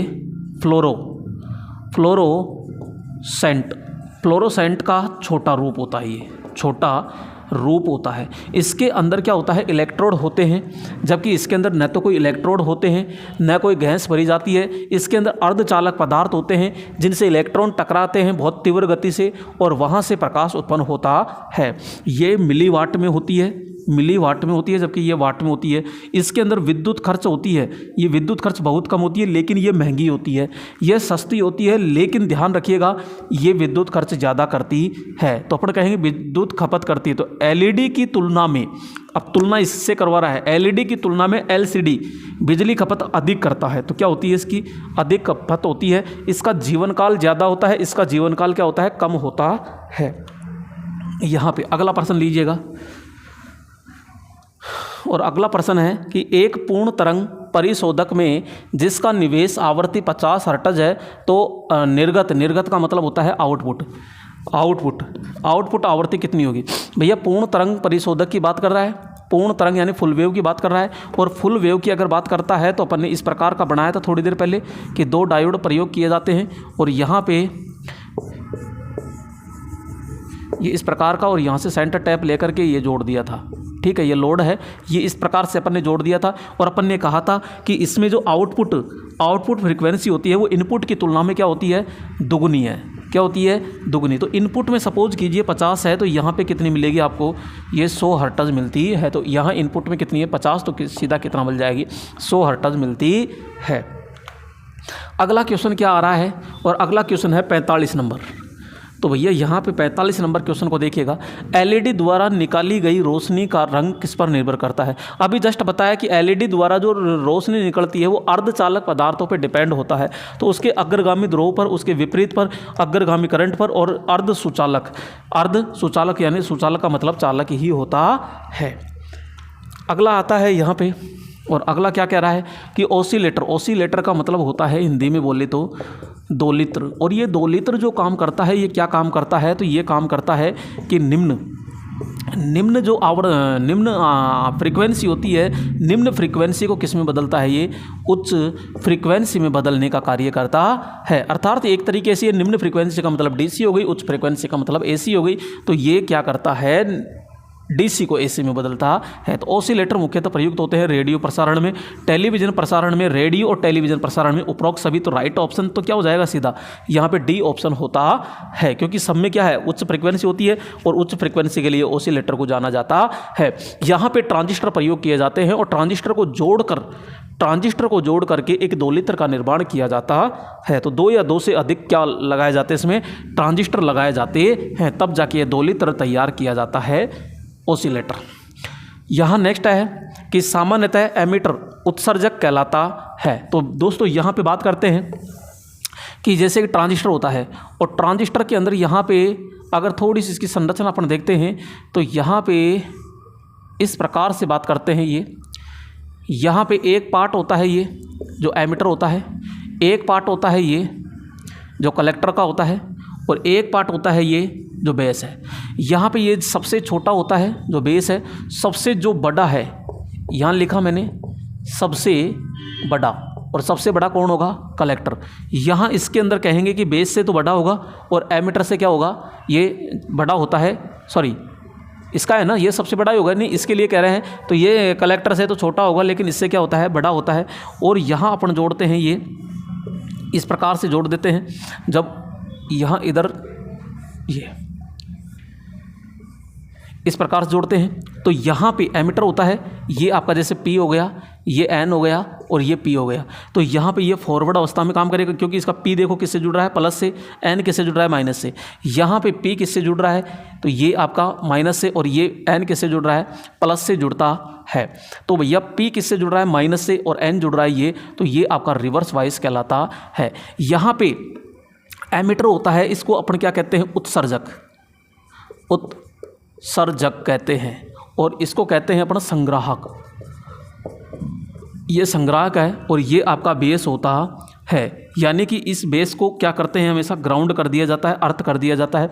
जो अब इसको आधार कह दीजिए, या कंट्रोल ग्रिड भी कहते हैं, ग्रिड है ना। अब पूछ क्या रहा है कि एमीटर यानी उत्सर्जक, तो एमीटर उत्सर्जक को क्या कहेंगे भाई, ये तो एनोड तो रहता ही है, ये तो प्लस यानी एनोड तो रहता ही है, ये कैथोड है। तो यहाँ एनोड क्या हो जाएगा, एनोड होता है, जबकि कैथोड कौन है, यहाँ कलेक्टर है, और यहाँ पे ग्रिड कौन है, तो यहाँ अपन कहते हैं ये होता। इस प्रकार से मैंने तीनों का कर दिया। कलेक्टर का ये हो गया जो सबसे बड़ा होता है। ध्यान रखिएगा, इसके अंदर डोपिंग की बात करते हैं। डोपिंग इसमें सबसे ज़्यादा होती है, और इसके अंदर जो डोपिंग होती है वो यानी कि इससे तो कम रहती है और इससे ज़्यादा होती है। तो सबसे कम डोपिंग, सबसे कम डोपिंग, तो ये सबसे कम डोपिंग किस में आएगी, बेस के अंदर होती है। अगला लीजिएगा 48 नंबर, और 48 नंबर क्या है, तो यहाँ पे अपन बात करते हैं 48 नंबर। आइए देखते हैं यहाँ पे 48 नंबर में, निम्नलिखित में से किसको मिलाने पर पी प्रकार का अर्धचालक बनेगा। भाई यहाँ पे किसको मिलाने पर पी प्रकार का अर्धचालक बनेगा। अरे भैया पी प्रकार के अंदर अपन कितने संयोजी मिलाएंगे, तो यहाँ पे त्रिसंयोजी मिलाएंगे। एन के लिए कितने संयोजी अशुद्धि मिलाएंगे, तो अपन कहेंगे पंच संयोजी अशुद्धि मिलाते हैं। तो यहाँ पे आप याद रखिएगा पी प्रकार के अंदर कौन कौन आते हैं, तो इंडियम हो जाएगा, गैलियम हो जाएगा, यहाँ पे एल्यूमिनियम हो जाएगा और बोरोन हो जाता है। तो यहाँ पे आपसे पूछा जा रहा है कि पी प्रकार बनाना है। पी प्रकार के लिए कार्बन फास्फोरस नहीं आएगा, कार्बन सिलिकॉन नहीं आएगा, बोरोन गैलियम इंडियम आ जाएगा। ठीक है, तो यहाँ सिलिकॉन ये नहीं आएगा, सीधा आ जाएगा यहाँ पे सी ऑप्शन होता है। अगला यहाँ पे 49, और 49 देखिएगा, तो एक ट्रांजिस्टर की उत्सर्जक धारा यानी एमिटर करंट 5 मिली एम्पियर तथा अल्फा बराबर 0.99 है, तो निम्नलिखित में से संग्राहक विद्युत धारा यानी कलेक्टर करंट कौन सी होगी। मेरे दोस्तों यहाँ पे ध्यान से देखिएगा, यहाँ पे अल्फा बराबर होता है, तो यहाँ एक होता है कलेक्टर धारा और एक होती है यहाँ पे एमिटर धारा। ठीक है, ये एमिटर धारा होती है एक, इस प्रकार से एक होता है यहाँ पे बीटा, तो बीटे के अंदर क्या होता है, कलेक्टर धारा, और नीचे होता है बेस धारा। ठीक है, इस प्रकार का एक फॉर्मूला होता है ये। तो यहाँ पे ये होता है इस प्रकार से। अब आपसे पूछ क्या रहा है कि कलेक्टर करंट ज्ञात कीजिए। कलेक्टर करंट ये होता है, तो कलेक्टर करंट बाहर निकालिएगा, और कलेक्टर करंट बाहर निकाल इन दोनों को अल्फा इंटू में क्या आ जाएगा, एमिटर धारा। तो अल्फा कितना है, अल्फा का मान कितना है, 0.99 है, ये 0.99 इंटू में कलेक्टर करंट कितना है, सॉरी कलेक्टर तो पूछ रहा है ना, कलेक्टर पूछ रहा है एमीटर, सॉरी ये एमीटर, और एमीटर कितना है 5 मिली एम्पियर, 5 मिली एम्पियर। ठीक है, 5 मिली एम्पियर है, मिली को उठाएंगे, लेकिन ध्यान रखिएगा दोस्तों क्योंकि ऑलरेडी वो मिली में दे रखा है, तो उठाने की आपको आवश्यकता नहीं है। तो 5 इंटू इसको 100 मान लीजिए, तो सीधा 5 एम्पियर आ जाएगा। सीधा कितना आ जाएगा यहाँ पे 5 एम्पियर, और सीधा का सीधा अपना आंसर भी किस में है, इसी के अंदर होता है। आपको समझ में आ रहा होगा, काफ़ी अच्छे से समझ में आ रहा होगा, तो यह ध्यान रखिएगा। तो यहाँ पे अल्फा बराबर होता है कलेक्टर धारा बटा एमिटर धारा। अगर वो बीटा का पूछ ले, बीटा का पूछ ले तो कलेक्टर धारा बटा यहाँ पे बेस धारा होता है। इसका जो मान होता है वो 199 होता है, जबकि इसका मान होता है वो हमेशा 1 से कम होता है, लगभग 0.99 होता है। बीटा और अल्फा दोनों का मात्रक ही नहीं होता है। अगला प्रश्न लीजिएगा। अगला 50 नंबर क्वेश्चन है, और 50 नंबर प्रश्न क्या कह रहा है, तो आइए देखते हैं। यहाँ अशुद्धियाँ मिलाने से अर्धचालक की प्रतिरोधकता क्या है। भैया अशुद्धियाँ अगर ज़्यादा मिला रहे हो तो वहाँ चालकता बढ़ेगी। चालकता क्या होती है, बढ़ती है। अर्धचालक की प्रतिरोधकता पूछ रहा है ना, चालकता तो बढ़ेगी तो प्रतिरोधकता घटती है। ठीक है, अगला प्रश्न लीजिएगा। खालिस्तान क्या है, यहाँ पे जेनर डायोड का प्रयोग खालिस्तान में होता है। भैया जेनर डायोड का प्रयोग कहाँ होता है, तो यहाँ एम्पलीफायर में, वोल्टेज रेगुलेटर में, रेक्टिफायर में और मल्टी वाइब्रेटर में। तो यहाँ बार बार अपन कह रहे हैं कि जेनर डायोड जो होता है वे एक तो रिवर्स अवस्था में लगता है और वोल्टेज को क्या करता है, वो कंट्रोल करता है। तो राइट ऑप्शन तो क्या हो जाएगा, यहाँ बी ऑप्शन होता है। यहाँ अगला क्या है कि रेक्टिफायर उपकरण इंगित करता है। जो रेक्टिफायर होता है दिष्टकारी होता है, दिष्टकारी जो होता है ये हमेशा क्या दर्शाता है, RMS वैल्यू को दर्शाता है, RMS मान दर्शाता है। अगर आपसे सीधा सीधा पूछ लिया जाए RMS मान कितना होता है, तो 0.707 होता है।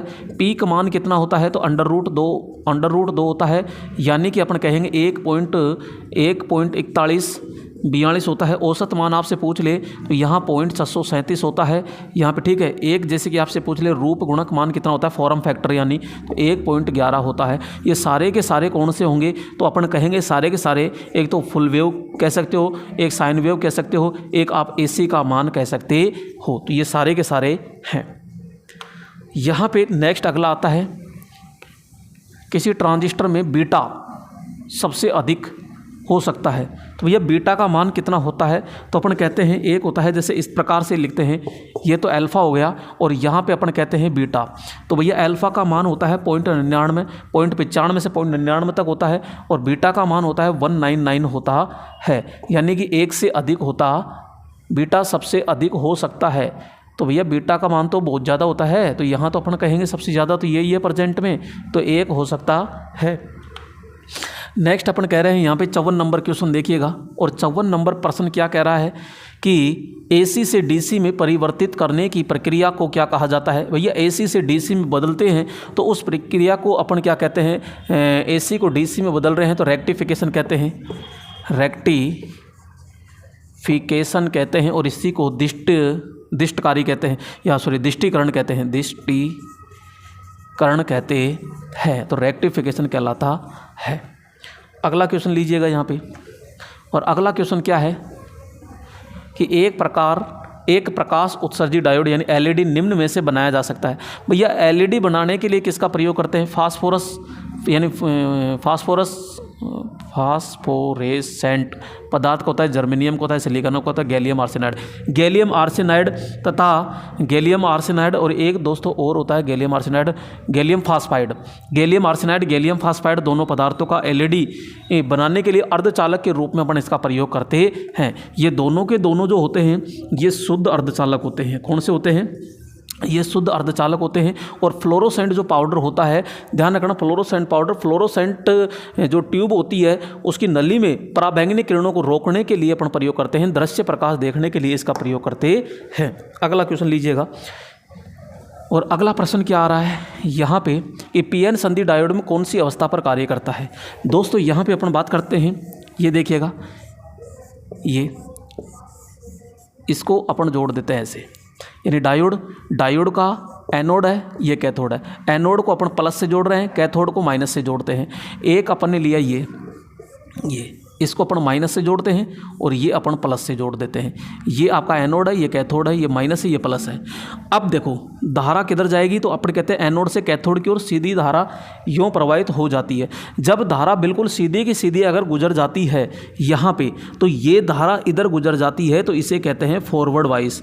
क्या कहते हैं, फॉरवर्ड वाइस कहते हैं। जबकि यहाँ पे मुझे ये बताइए, देखो एनोड को माइनस से और कैथोड को प्लस से जोड़ते हैं, तो भैया इसको रिवर्स वाइस कहते हैं। क्या कहते हैं, रिवर्स वाइस कहते हैं। तो ये रिवर्स वाइस होता है, और रिवर्स वाइस में धारा का प्रवाह नहीं होता है, जबकि फॉरवर्ड में धारा का संचालन होता है। इसके अंदर प्रतिरोध की बात करते हैं, प्रतिरोध निम्न होता है, इसमें प्रतिरोध क्या होता है, उच्च होता है। इसमें चालकता की बात करते हैं तो चालकता ज़्यादा होती है, इसमें चालकता की बात करते हैं, चालकता क्या होती है, निम्न होती है। चालकता इसमें क्या होती है, निम्न होती है। इसमें एनोड माइनस से जोड़ा होता है, इसमें एनोड प्लस से जोड़ा होता है। इसमें कैथोड प्लस से होता है, इसमें कैथोड माइनस से होता है। तो यहाँ पे फॉरवर्ड और रिवर्स वाइस दोनों अवस्था में अपन ने देख लिया। तो PN संधि डायोड कौन सी अवस्था पर कार्य करता है, तो ओनली फॉर फॉरवर्ड पे यानी अग्र अभिनति पर कार्य करता है। तो राइट ऑप्शन क्या हो जाएगा यहाँ पे, ए ऑप्शन होता है। अगला है कि PN संधि डायोड AC धारा कि कौन से चक्र पर काम करता है। बहुत अच्छा प्रश्न है कि यहाँ पे अपन बात करते हैं, ये इस प्रकार से है, तो यहाँ पे ये केवल प्लस होता है और ये माइनस का हो जाता है। तो केवल भैया प्लस को ही क्या करता है, ये इस तरह काम करता है, फिर सीधा जाता है, फिर प्लस आता है, फिर काम करता है, फिर प्लस आता है, फिर ये काम करता है। तो केवल ये प्लस भाग पर ही काम करता है, यानी धनात्मक चक्र पर ही कार्य करता है। अगला आगे क्या कह रहा है, PN संधि डायोड की रिवर्स अवस्था में प्रवाहित धारा का मान कितना होता है। देखो भाई यहाँ पे अपन कहते हैं ये, जब यहाँ पे ये रिवर्स अवस्था है, जब रिवर्स अवस्था होती है तो यहाँ पे क्या होता है, ये इस प्रकार के P और N होता है। PN होता है तब इनको ऊष्मीय क्रिया द्वारा मिलाया जाता है, तो इसमें 1-2 इलेक्ट्रॉन इसके अंदर कूद जाते हैं, तो बहुत न्यूनतम धारा, बहुत निम्न धारा इसके अंदर प्रवाहित हो जाती है। तो अपन कहेंगे माइक्रो एम्पियर धारा होती है। माइक्रो ऑप्शन में नहीं मिलेगा, तो यहाँ पे अपन मिली एम्पियर करते हैं। तो यहाँ पे निम्न होती है, यहाँ पे अधिकतम होती है, शून्य होती है, अनंत होती है। तो भैया निम्न नहीं होती, यहाँ डायरेक्ट फिर करेंगे अपन, यहाँ पे शून्य करेंगे। वैसे बहुत अगर माइक्रो में इनमें पूछे तो अपन मान दर्शा सकते हैं, जैसे इसमें आ गया। अब देखो प्रश्न यहाँ पे आ गया कि पीएन संधि डायोड की रिवर्स अवस्था में प्रवाहित धारा का मान क्या होता है। ध्यान से देखिएगा, दोनों प्रश्नों में इधर ले जाता हूँ। यहाँ पीएन संधि डायोड में रिवर्स अवस्था में प्रवाहित धारा का मान तो अपन क्या कहेंगे, शून्य होता है। लेकिन यहाँ पे शून्य नहीं है, अब करना पड़ेगा। तो जो सबसे निम्न धारा है यहाँ 1 एम्पियर है, 1 किलो एम्पियर है, 1 मेगा एम्पियर है, 1 मिली। तो यहाँ पे अपन क्या कहेंगे, 1 मिली एम्पियर धारा प्रवाहित हो जाती है। क्योंकि जब इनको जोड़ा जाता है यहाँ पे ये आपके P और N को जब मिलाया जाता है तो यहाँ ऊष्मीय क्रिया द्वारा क्या होता है कि कुछ इलेक्ट्रॉन कूद जाते हैं। तो वहाँ पे यहाँ 1 मिली एम्पियर होता है। अगर इससे भी कम ऑप्शन हो, देखो चलो इसमें नहीं है तो यहाँ पे अपन ये देखते हैं। अगला प्रश्न, अगर वहाँ पे देखो मैं दोबारा बताता हूँ आपको,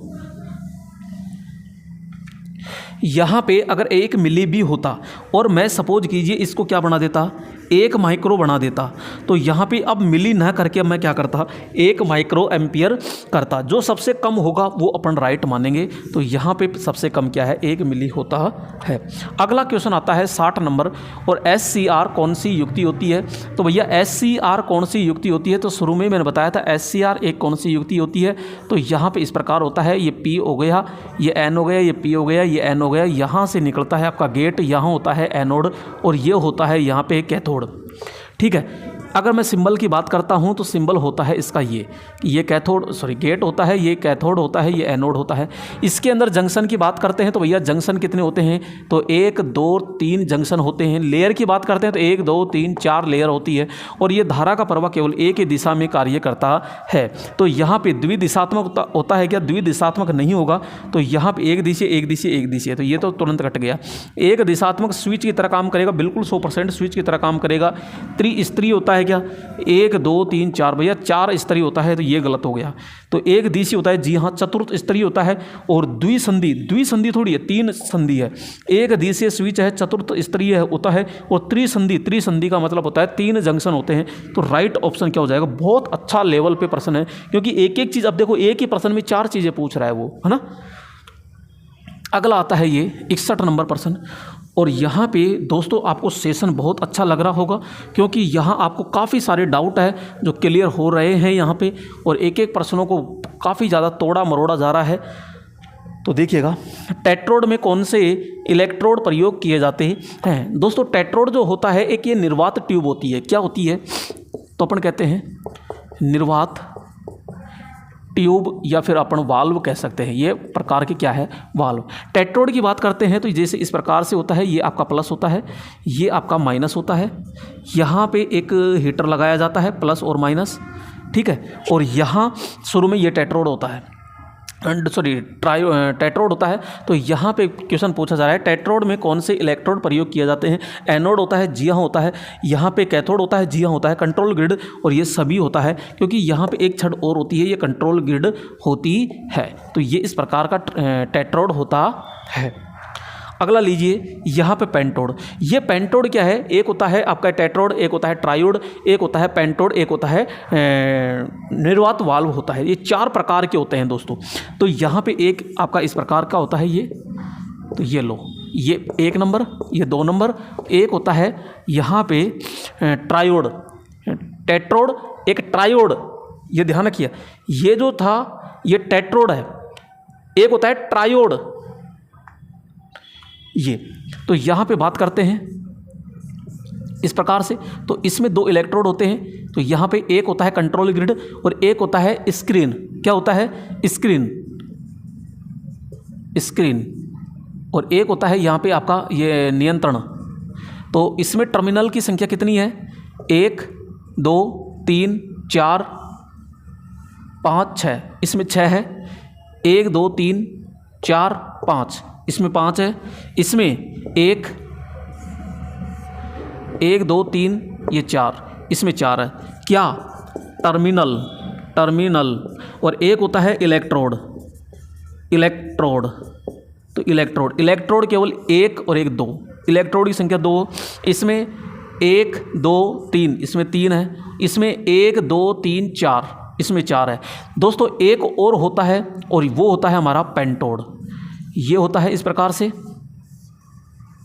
ये प्लस माइनस, ये माइनस होता है, ये प्लस होता है। इसके अंदर एक छड़ ये होती है जिसके कंट्रोल कहते हैं, कंट्रोल छड़, ठीक है। एक होती है ये, तो ये नियंत्रण छड़ होती है, सॉरी नियंत्रण क्या, स्क्रीन, ये स्क्रीन छड़ होती है। और एक होती है सुप्रेशर, सुप्रेशर होती है। तो यहाँ तीनों के तीनों होती है जाली नुमा में होती है ये, यानी जाली नुमा प्रकार की होती है।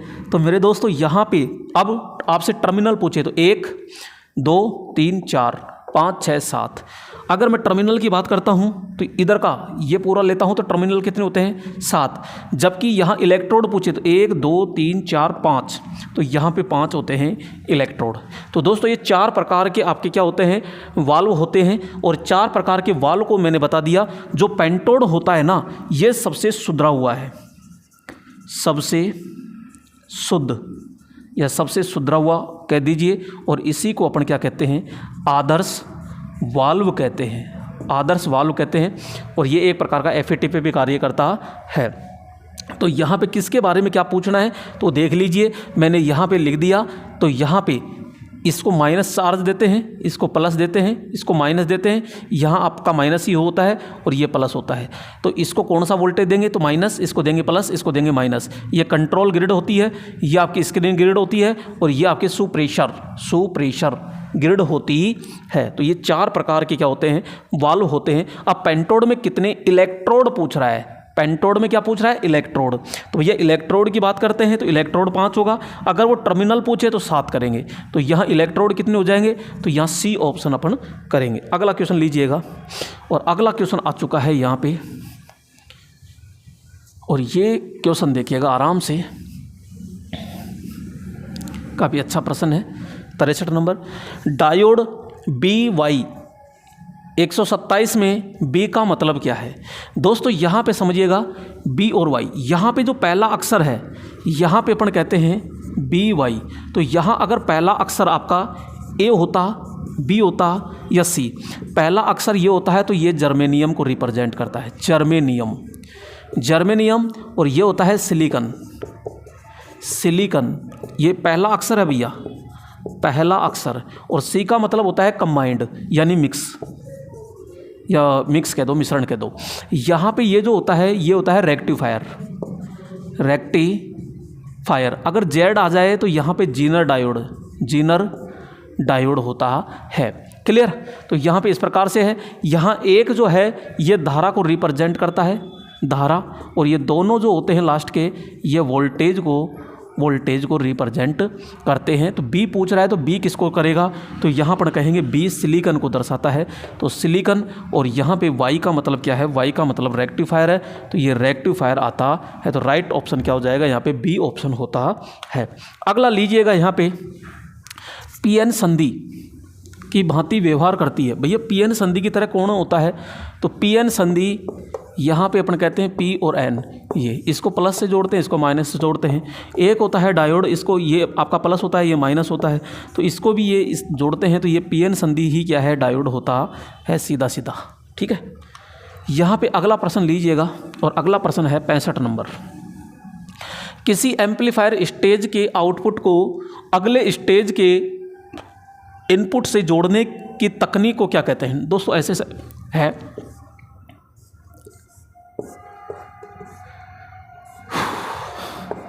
ये एक ट्रांजिस्टर ये है, एक ट्रांजिस्टर ये है, एक ट्रांजिस्टर है ये। तो यहाँ पे इसके आउटपुट को इसके इनपुट से जोड़ना है। भाई इसका आउटपुट है, जैसे कि मैं सपोज कर रहा हूँ ये इस प्रकार से जोड़ते हैं यो, तो यहाँ जोड़ने के लिए किसका प्रयोग करते हैं, तो उसको कहते हैं कपलिंग।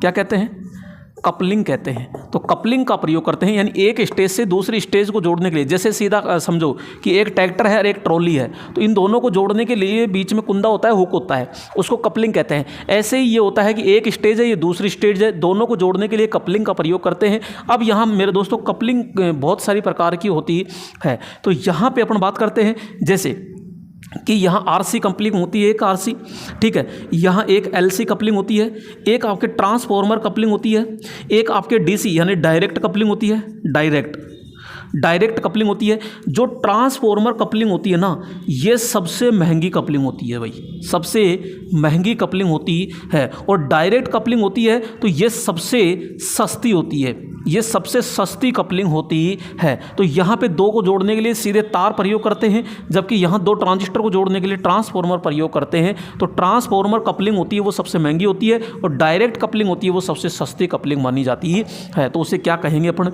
सी यानी कपलिंग कहते हैं। अगला क्वेश्चन लीजिएगा। और यहाँ पे अभी थोड़ी देर पहले भैया अपन ने पढ़ा था पेंटोड के बारे में, पूरा का पूरा जिक्र कर लिया था कि पेंटोड के सुप्रेशर ग्रिड पर कौन सा आवेश होता है। भैया मैंने थोड़ी सी देर पहले भी आपको बताया था कि ये तो होता है आपका एनोड, ठीक है, यानी प्लस देते हैं। यहाँ पे होता है आपका ये कैथोड, और यहाँ हीटर लगाया जाता है।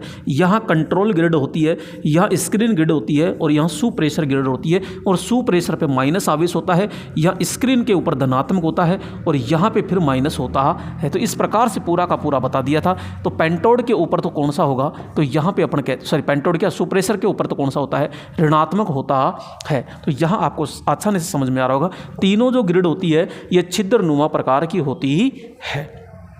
लेकिन ध्यान रखना, आवाज़ जो करता है ना, ये सबसे ज़्यादा आवाज़ करता है, ये सबसे सुधरा हुआ है, ये आदर्श प्रकार का भी होता है। नेक्स्ट अगला आता है 67 नंबर। और 67 नंबर में क्या है, तो एम्पलीफायर किसके मान में वृद्धि करता है। भैया एम्पलीफायर जो होता है ना, मैंने बताया कि एम्पलीफायर ये धारा, वोल्टेज और पावर, ये तीनों को ही क्या करता है, बढ़ाता है। तो ये तीनों को बढ़ाता है, धारा, वोल्टेज, पावर सभी को बढ़ाता है। तो ये ध्यान में रखिएगा। अगला रहता है एम्पलीफायर की तुलना में ट्रांसफॉर्मर। भाई ये तो तीनों को बढ़ाता है, लेकिन हमारा जो ट्रांसफॉर्मर होता है ना, ये वोल्टेज को बढ़ाता है तो धारा को क्या करता है, घटाता है। अगर ये धारा को बढ़ाता है तो सीधा वोल्टेज को क्या कर देता है, घटा देता है।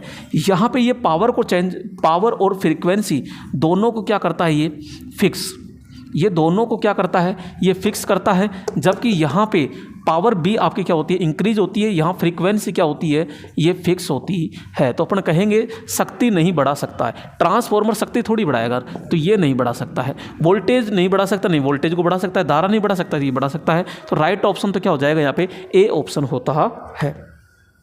अगला क्वेश्चन क्या आ रहा है, यहाँ पे 69 नंबर क्वेश्चन देखिएगा। और यहाँ पे सीधा सीधा प्रश्न क्या आ रहा है कि फॉरवर्ड बाइस्ड पीएन जंक्शन में क्या होता है। तो भैया अभी आपको मैंने समझाया, देखो यहाँ पे वापस देख लीजिए, ये हो गया फॉरवर्ड, और यहाँ पे अपन कहते हैं इसको माइनस से जोड़ दीजिए और इसको प्लस से। भाई ये तो होता है एनोड, एनोड को तो माइनस से जोड़ो और कैथोड को किससे जोड़ो, प्लस से। इधर एनोड को प्लस से जोड़ो और इधर कैथोड को किससे जोड़ो, माइनस से। तो ये तो होता है फॉरवर्ड और ये होता है रिवर्स। फॉरवर्ड में जो धारा होती है वो धारा का मान उच्च होता है, ठीक है, और यहाँ पे धारा का मान क्या होता है, बिल्कुल निम्न होता है। यहाँ प्रतिरोध का मान बिल्कुल नगण्य होता है, यहाँ प्रतिरोध का मान क्या होता है, काफ़ी ज़्यादा मात्रा में होता है। तो अब देख लिए फॉरवर्ड वाइस में पीएन जंक्शन में क्या होता है, फॉरवर्ड में पीएन जंक्शन में क्या होता है, धारा का मान उच्च रहता है। अच्छा, प्रतिरोध के बारे में कह रहा है, तो प्रतिरोध तो निम्न होता है। प्रतिरोध क्या होता है भैया, बिल्कुल क्या होता है, निम्न होता है। तो ये आराम से अपन पता लगा सकते हैं। अगला है डायक। अब डायक क्या है, तो डायक का देखिएगा, DIAC, और एक होता है ट्रायक, TRIAC। यहाँ पे ये दो होते हैं। तो यहाँ पे अपन क्या करते हैं, इस प्रकार से होता है ये एक होता है MT1, एक होता है MT2, और एक भाई साहब ये होता है ये MT1, MT2, और एक होता है ये गेट। तो ये तो होता है ट्रायक। ये दोनों ही दिशीय यानी कितनी दिशाओं में काम करता है, तो ये भी 2 दिशा में और ये भी 2 दिशा में कार्य करता है, ये चीज़ ध्यान रखिएगा। और इसमें टर्मिनल की बात करते हैं तो इसमें 2 टर्मिनल होते हैं, इसमें 3 टर्मिनल होते हैं। भाई इसमें 2 ही terminal, main terminal 1, main terminal 2, जबकि इसमें 3 टर्मिनल होते हैं, दोनों ही 2 दिशीय में होता है। तो डायक की बात कर रहा है तो डायक ये है, और डायक की बात करते हैं तो डायक में कितने होते हैं, 2। अगर वो ट्रायक पूछे तो अपन क्या कर देंगे, 3 होते हैं। ये 2 डायोड से मिलकर बना होता है, 2 SCR को समांतर में जोड़ करके बनाया जाता है। अगला आता है 71 नंबर, और 71 नंबर क्या है तो देखिएगा, तो यहाँ पे 71 नंबर है, FET का कार्य सिद्धांत कौन से वाल्व के समान होता है। भैया FET का कार्य सिद्धांत किस वाल्व के समान होता है, तो जस्ट अभी पढ़ा था अपन ने, पेंटोड के समान होता है। तो ये पेंटोड में कमेंट करके ज़रूर बताइए ना, पेंटोड में कितने तो टर्मिनल है और कितने इलेक्ट्रोड होते हैं, क्योंकि मैंने अभी पूरा का पूरा वर्णन सहित बताया था। तो आपको कमेंट करके ज़रूर बताना है कि इसके अंदर इलेक्ट्रोड की संख्या और टर्मिनल की संख्या कितनी कितनी होती है। अगला आता है मॉसफेट कौन से वोल्टेज प्रचालित होता है, धनात्मक गेट वोल्टता होता है और ऋणात्मक गेट वोल्टता होता है, दोनों। तो भैया MOSFET यानी metal oxide semiconductor field effect जो ट्रांजिस्टर होता है, ये कौन सी वोल्टेज प्रचालित होता है, धनात्मक गेट वोल्टता, ऋणात्मक, दोनों, इनमें से कौन नहीं, तो ये दोनों से ही प्रचालित करता है। अगला आता है कौन से एम्पलीफायर में विरूपण व पावर सबसे कम होती है। तो भैया यहाँ पे एम्पलीफायर की बात करते हैं A B और C, सबसे AB, तो विरूपण सबसे कम तो भैया किस में होगी, इसमें कहेंगे कम, और सबसे ज़्यादा होती है यहाँ पे विरूपण। ठीक है, तो विरूपण और पावर की बात करता है तो सबसे कम होती है यहाँ पे C में और सबसे ज़्यादा होती है इसमें। तो अपन C के लिए कहता है C वर्ग एम्पलीफायर होता है। यहाँ पे अगला आता है 74 नंबर, और 74 नंबर है तो वो क्या है, तो डबल एनर्जी ट्रांजिएंट किस में होते हैं। तो भैया डबल एनर्जी ट्रांजिएंट शुद्ध रूप से प्रेरक सर्किट RL सर्किट, तो इसमें देखो ये एनर्जी सोर्स है, इसमें ये एनर्जी सोर्स है, तो RR वाला तो होता ही नहीं है, तो इसके अंदर दोनों है, तो यहाँ पे ये क्या होगा, डबल एनर्जी ट्रांजिएंट होता है। दोस्तों 74 नंबर पे पहुँच चुके हैं, और अभी तक आपने चैनल को सब्सक्राइब नहीं किया है, चैनल पे नए हैं तो प्लीज़ चैनल को सब्सक्राइब करके अपने दोस्तों को शेयर ज़रूर किया करो। दोस्तों जब तक शेयर नहीं करेंगे तब तक भाई परिवार आगे नहीं बढ़ेगा मेरे दोस्तों। आप लोगों का सहयोग रहा तो बहुत जल्द अपन धमाका करने वाले हैं, तो यहाँ पे इसको परिवार को थोड़ा सा बढ़ाइएगा। आपको अगर यहाँ पे अच्छा कंटेंट मिल रहा है तो कमेंट ज़रूर कीजिएगा कि आपको सेशन कैसा पसंद आ रहा है, कैसा पसंद नहीं आ रहा है, क्योंकि दोस्तों मैं ये पूरी मेहनत केवल आप लोगों के लिए कर रहा हूँ। ठीक है दोस्तों, और आज का लास्ट क्वेश्चन देखिएगा ये, और लास्ट का क्वेश्चन क्या है कि वर्ग C प्रवर्धक का प्रचालन कोण कितना होता है। तो भैया AB यहाँ पे C, अगर ये पूरे समय के लिए काम करता है, ये आधे समय के लिए काम करता है, ये पूरे से कम होता है, आधे से ज़्यादा होता है, और ये आधे से क्या होता है, कम होता है। ये 360 डिग्री का प्रचालन कोण है, 180 होता है, 270 होता है, 120 से 150 होता है। यहाँ दक्षता की बात करते हैं तो भैया इसकी दक्षता होती है 35 से 50 होती है, इसकी दक्षता होती है 70 से 78.5 होती है, इसकी दक्षता होती है आपकी कितनी होती है, इसकी 50 से 70 होती है, और इसकी होती है मेरे दोस्तों कितनी होती है, 80 से और 85 होती है। तो ये सारी चीज़ें देख लीजिए, यहाँ पे विरूपण और पावर होती है सबसे ज़्यादा होती है, और इसकी क्या होती है, सबसे कम होती है। C का पूछ रहा है तो 120 से 150 होती है, तो C ऑप्शन क्या हो जाएगा यहाँ पे, राइट ऑप्शन हो जाता है। तो दोस्तों ये थे अपने पूरे 75 क्वेश्चन, और 75 का अपन ने पूरा सुपड़ा साफ कर दिया है। नेक्स्ट वीडियो में फिर मिलते हैं। ठीक है दोस्तों, जय हिंद।